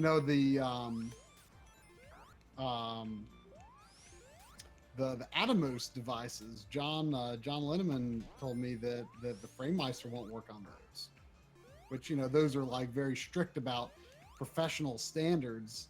I think I'm not sure about the Black Magic, but yeah. So the FrameMeister's output isn't totally normal. That's interesting, though. I mean, that's really one of the few things we've ever heard having issues with it. Oh, we got another $5 donation Siegfried, $5. Thank you. Will you guys be covering the latest GameCube HDMI solutions such as GCN Plug and Play 3.0 and Eon's GC HD adapters. Is that the Zelda X Pro, the Yes. plug and play 3.0? Is that out yet? It is out. I'm not sure how easy it is to get. I mean, we have an Eon. I mean, you have an Eon. Yeah. Has it been analyzed yet? I haven't seen any like videos on the 3.0 version that he did. I mean, that's definitely something I want to do. I was kind of interested in doing something else with, like, in the meantime, like, you know, not being able to compare a bunch of different options. At the moment, I was interested in maybe doing something like looking at the updated Game Boy interface stuff, and comparing HDMI versus component. You know, I kind of take a different approach to taking a fresh look at HDMI without like going through the different models. Right. I mean, in theory, they should all be very similar, but you know, they do and can have custom firmware. So, well, Jimmy Duck Egg is offering to loan you his video plug and play 3.0 if you want. You should send us a message on Twitter if you can. Yeah, I mean, maybe not right now. I mean, we're kind of buried under a lot of stuff as it is, but that might be something you could probably do in a week if you got it at some point if we needed. Like, right, but I just don't want to hold on to it for a long time, not knowing now when I could get to it, because we've got like a ton of priorities right now. Right, but definitely send us a message, and then we can kind of let you know when we're ready to do it. I mean, it could really, you never know when it might be. Whoa, that's cool. So is this oil ocean? It is. Yeah. I was not expecting oil ocean. This is Sonic 2, right? Yeah, I was surprised that there's two. It's definitely one of the cooler zones in Sonic 2.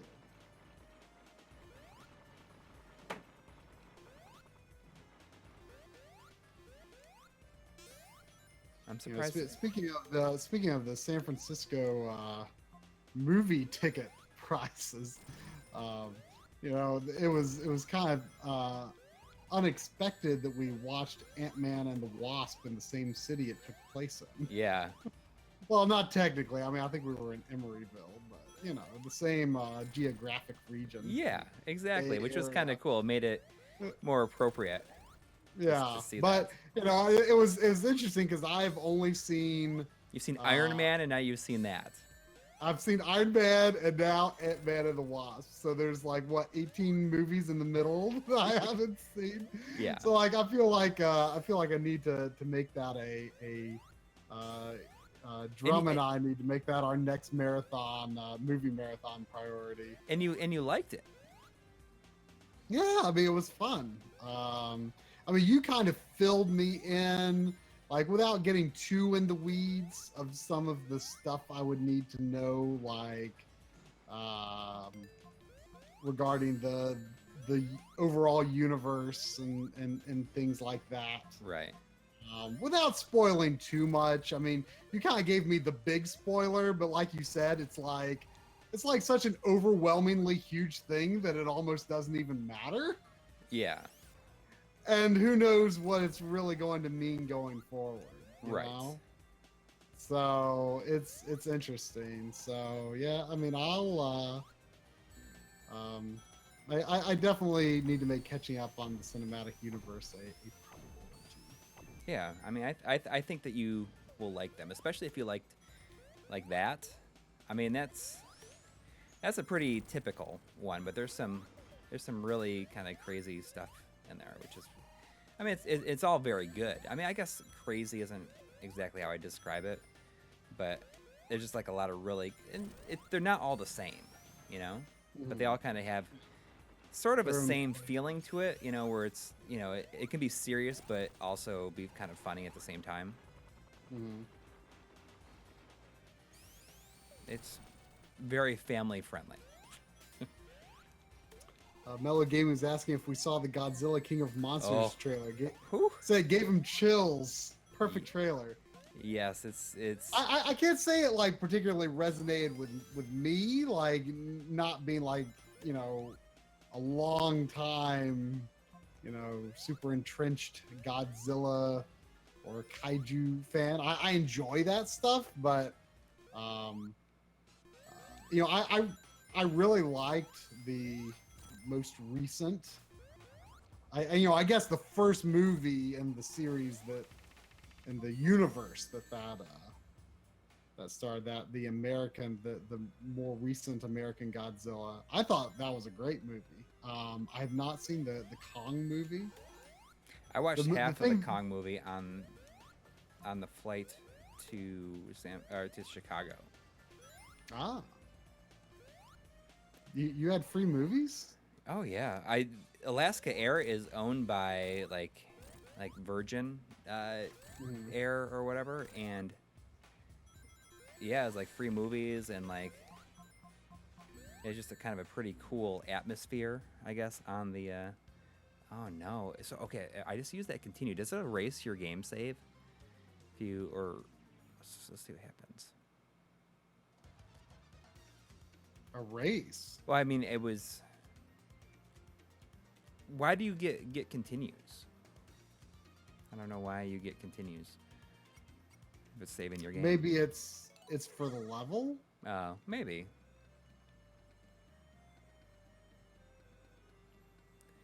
But the act or the zone.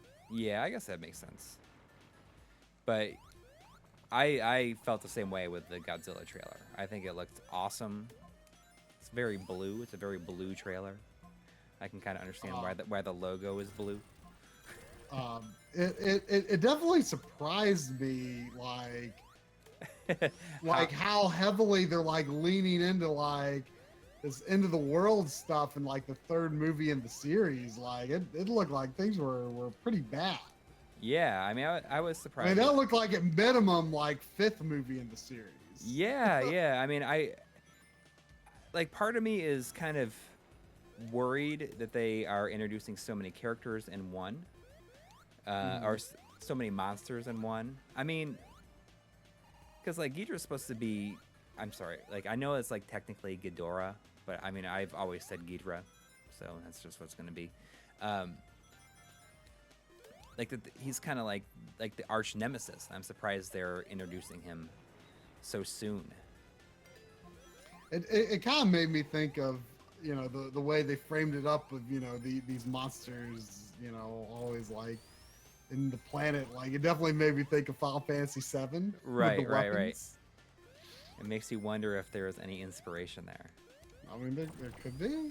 There could be. I know, like the one thing I know about the Kong movie is the director is apparently like a huge gamer, and I think there's like a lot of game references in the game, like really subtle. I read something about that. Oh, really? Yeah, I think there's like some subtle like Zelda references and stuff like that. But regardless, I mean, I think it looks awesome. I mean, I'm pretty excited about it.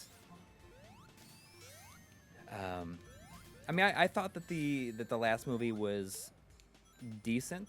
I can't say that I've watched it more than once. You mean the Godzilla movie? Yes. I really liked it. Like I thought it went places that I didn't expect a simple reboot to go. Well, the thing I liked about it, and I think I've said this a whole bunch, I may have even said on this stream before, is that I like that he's like a good guy. Like he's kind of like, that's what I didn't expect. Like they go from him being, you know, a bad guy, but then it's like, you know, well, let's let them fight it out. And that, like, the way that he wins was like so over the top and awesome, I thought. Right. Like I'll never forget that shot. Like it was so good. Yeah, I mean, I just like that, you know, it's kind of going back to the Godzilla, the Defender, instead of like the the force of nature, you know, punishing humanity.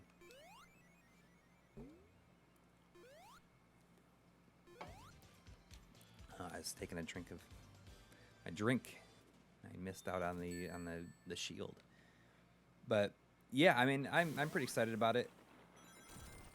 I mean, what else came out of this Comic-Con? I don't even know. Like, that I'm like excited about. I mean, like the DC stuff, That's coming from someone who saw Justice League and it was better than I expected it to be. But I saw it on video. But like I didn't like this level. Am I pretty far into this? I feel like I'm pretty far. Probably, but I don't remember how many zooms there are. Oh, I just realized it's 11. Yeah, I'm just curious how far I am at.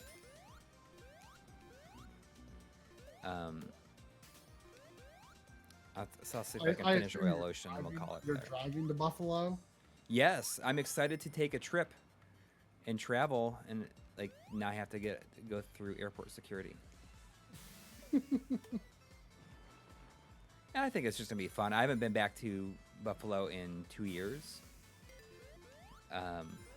Really? It's been that long? Well, I was supposed to go last summer for my at this exact same time last summer during for my 20-year high school reunion. But I don't know if I shared it on the like in the stream or not, but my mom came here and she was going to go back with me because my mom lives in Florida now, and she's going to go back with me, and she had like a minor stroke like on the way here, so she had to like have surgery. She was going to come here for 2 weeks, and she ended up staying here for 2 months. But yeah, I mean, she had to have like the like surgery on like the arteries in her neck. So But it seems like it's been a pretty good recovery, right? Oh yeah. She seems to be doing great ever since, and she just came back today. I'm surprised that she came back. I was not expecting her to come back this year because like last year's trip was so long. I thought for sure she'd be like, I got my fill of it last year.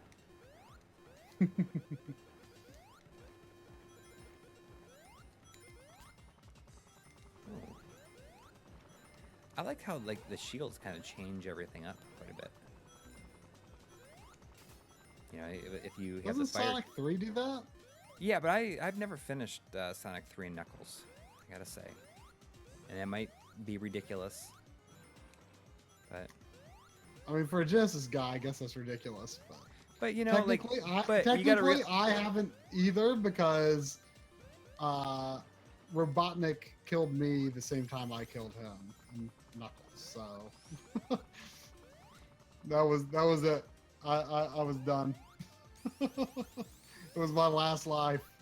I mean, I think it's important to note that I wasn't a huge fan of Sonic 2, so I didn't buy Sonic 3 at release because of that. Which maybe people think is ridiculous, but... Oh, I'm going to play my first bonus stage. So I got to catch the UFO. Oh, you haven't done that yet? No. Oh, wow. That's crazy. How do I catch it? Gotta get as many of the blue rings things. give you more time, and balls give you more speed. I see. I'm surprised that this is your first one. I feel like this is by far the best Chaos Emerald mini game of the series. Yeah, it's pretty cool. It's kind of like Sonic R a little bit. I mean, I guess it could be almost like an envisioning of what 3D Sonic on Saturn could have been. Right.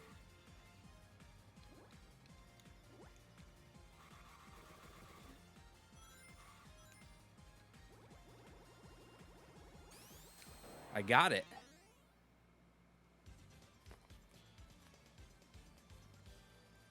What are you streaming tomorrow? Steffi is asking you.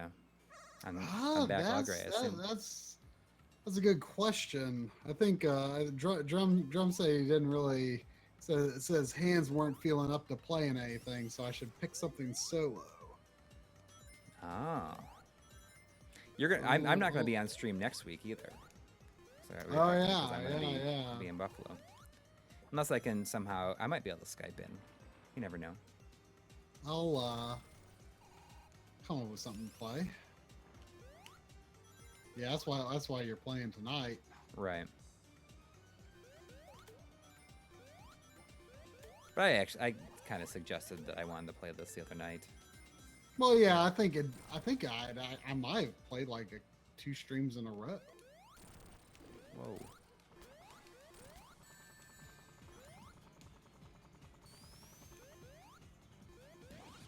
Or did I? See, I streamed little Samson. What was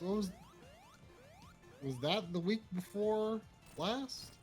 Oh, we got a $5 donation Oh, hey. from Jakester again. Thank you. Thank you. I'd like to say thank you for introducing me to RGB, SCART, and the Framemeister, and keep up in the great community for all the great help. Keep it up. Thank you. Well, thank you. How much latency is there when you're watching the stream? I think there's actually more latency tonight than there usually is. I don't know why exactly.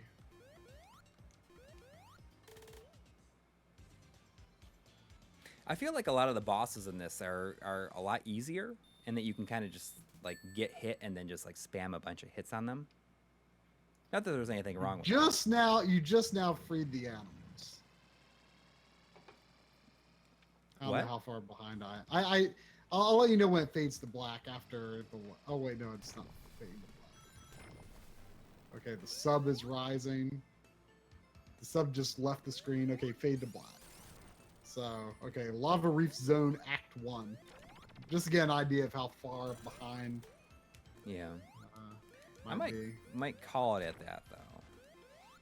Yeah, it'd be a good stopping point. I mean, I don't know how many zones are left, but you'd probably have to be up a while. And besides, if you get off, then the two of us could certainly use some extra editing time. That's for sure. That's true. All right, I'm gonna exit out here. I feel bad because Scott Davis's time isn't up yet. Huh? He's only Scott Davis's time is only Oh. it's only halfway done. Hopefully, I hope he's not sad that that we end the. Does it not carry over? It would be cool if it carried over. I'm gonna look at the how many zones I have left. Looks like I have 3. Yeah, 1, 2, 3 left. That's not too bad. If I finish the episode on Tuesday and I release it on Tuesday, I will stream the rest of this game on Wednesday afternoon. Oh, you don't have to leave until Thursday. Oh, that'd be great. Stream on Wednesday. Yeah. I probably shouldn't join you because no, I'll see if I should can be find editing, but yeah. You know, I don't know if it'll show up on the stream very well, but I've got on the back of my shirt. This is a Classic Gaming Quarterly shirt. He handed them. He gave us a couple when we were in San Francisco. Yep, it's a great drawing. It is. It's by the guy who did. It's got a ton of colors in it. Like, I think the screen print cost was quite high. I believe he said, but it looks amazing. Yeah. Switch over there. Well, we have any last minute questions? Oh, we got a $5 5 pound. €5 or found £5. Thanks for the nice Thanks, stream. guys, for a You got nice it. stream. Also wanted to say thank you for the work you put into your episodes. They're a blast watching and for myself. Thank you. Thank you. Sorry we haven't had a new episode in a month. Yeah, but well, after Corey's Mega Man X episode, there's going to be a big one. Yes. And we're going to be poised, I think, to do a lot more episodes a lot more quickly. I mean, we've got so much material right now. I mean, in terms of documentaries, there's a ton of material, and then we've got ideas for other stuff that we'll do that, I think will be very interesting to people, but won't be as overwhelming as the 4K episode. Yeah. Yeah, and you could be leaving your job pretty soon as well, which would which could make the idea of doing this little show of ours full time a reality. Yeah. I mean, it certainly wouldn't be necessarily because we're making, hand over fist. I mean, yeah, exactly. It's not exactly like we're making a ton of money, but it's like just enough to be okay-ish. And, I just can't balance it all anymore. It's too much. It's way too much. And I think this episode has really highlighted that for me. And, and I'm hoping when that happens, it'll probably be a few months still, but I'm hoping to get more into a schedule and, And we've been saying that for a long time, but I know I've been saying that for a long time, but I'm just hoping to balance things better and, build at least a little bit of free time into every day, because I sure don't have that now. And, that will mark my path toward Blinks the Time Sweeper. Really quick, I just want to say we got a $1.99 donation from Josh Cantrell, who said that this is the best stream this moment. Of all the best streams stream this moment. Of all the streams wow, out there, we're not even playing anything this moment.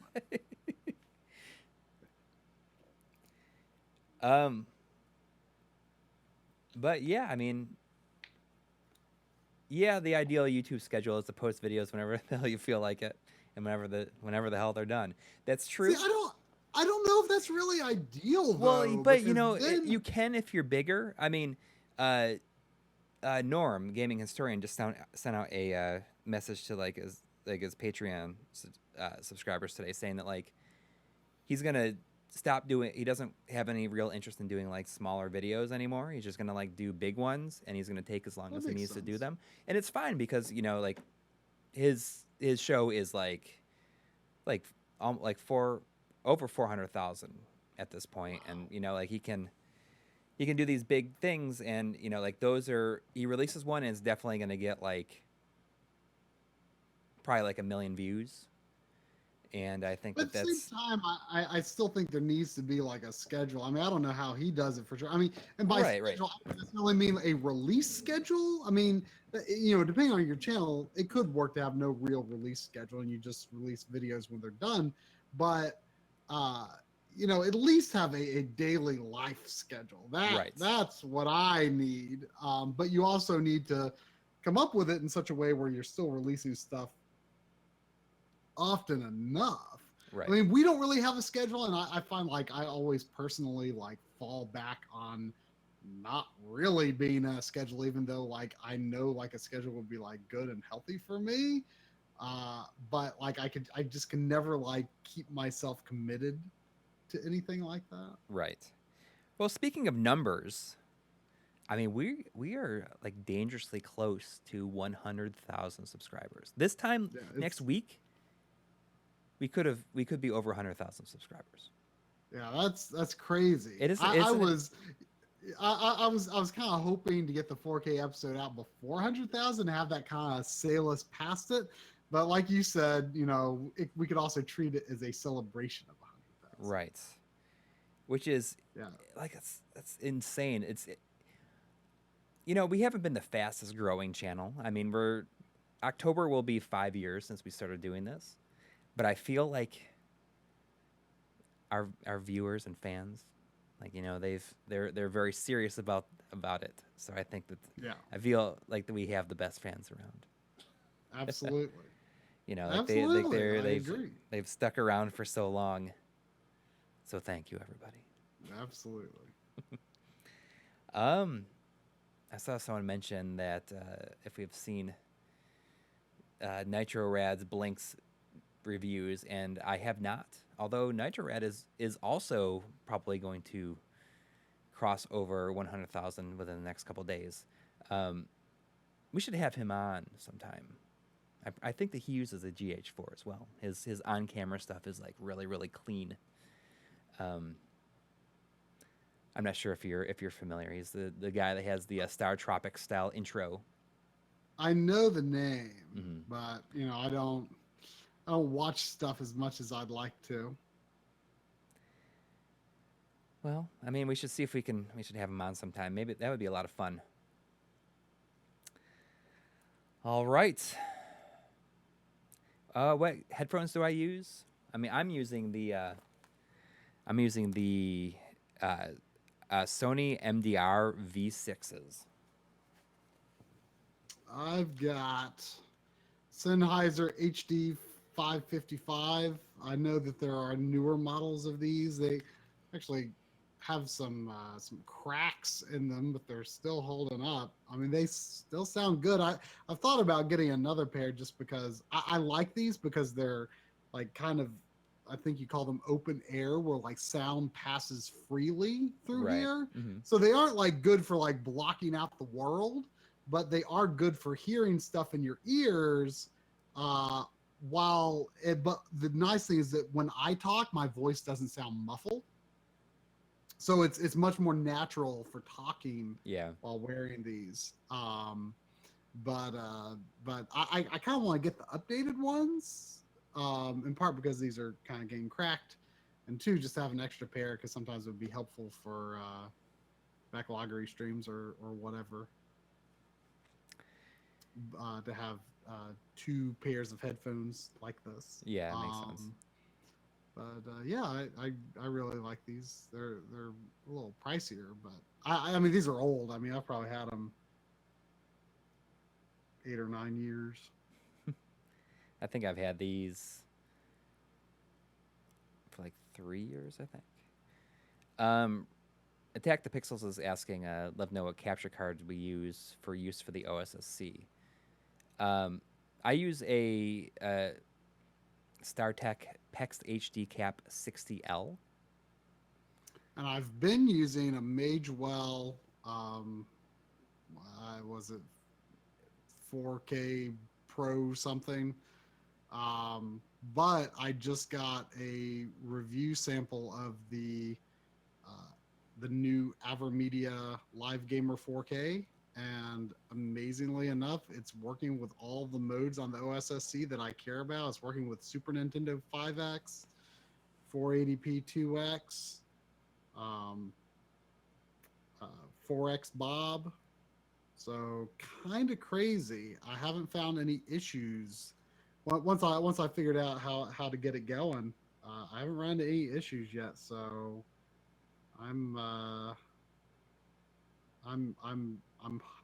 optimistic that at the end of the video I'll be giving that a pretty solid all around recommendation, because it's a heck of a lot cheaper than the Magewell card and it does HDR. So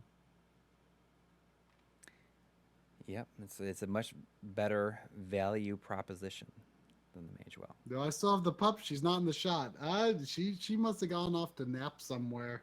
She was kind of pestering me at the beginning of the stream. I don't know what her deal was. I don't think she needed to go to the bathroom, but I think she just wanted to play. I think stream time overlapped too much with her playtime, and she wasn't happy about it. All right, look for the Mega Man X Legacy Collection video in the next couple of days. I'm gonna work my butt off to get it done. It's not gonna be flashy or anything, but it's I think it's gonna be a lot of fun, and you'll see Try next weekend. Maybe me if I can find a place to Skype in from, or Discord in from. But we'll see. In the meantime, I'll be working my butt off as well. I mean, hey, I mean, maybe in around a week, you'll have the let's see. I mean, I said by the end of the month, Yeah. and that's a week and 2 days from now. That is extraordinarily reasonable. I can get it done. I'm I excited. must. I'm excited to see it too. You put up a little preview on the Patreon for a little bit. Yeah, kind of. Like kind of like a work And in really, progress. yeah, like it was real. It was zero editing. All I did was an OBS capture of Adobe Premiere, and I just kind of jumped around various places on the timeline and was like, "Oh, here's this," and just kind of talked about it for 15 minutes. And I thought, it turned out really well for something that was easy to do. So Yeah. maybe we could do stuff like that in the future. People seem to like it. Yeah. Really quick, the RGB 200 on Xbox and Dreamcast are still. I mean, obviously they're going to happen. Oh yeah, obviously. I mean, almost anything that is, you know, you could even begin to think of like that. Right. We're planning on making it happen. I don't know how many 200 level videos will be out this year, but I would like to at least do Wii. Right. I'd like to do But PC Engine, but I mean, we got a lot of other stuff too to handle. But we'll see. I would like to do PC Engine this year. Yeah. And then Xbox and Dreamcast will be next year for sure. If we and PC Engine happen this year, then Xbox and Dreamcast are like top priority for the follow ups. yes, and PSP and Vita. All right, everybody. We'll see you. We'll see you soon. Good Good night. night.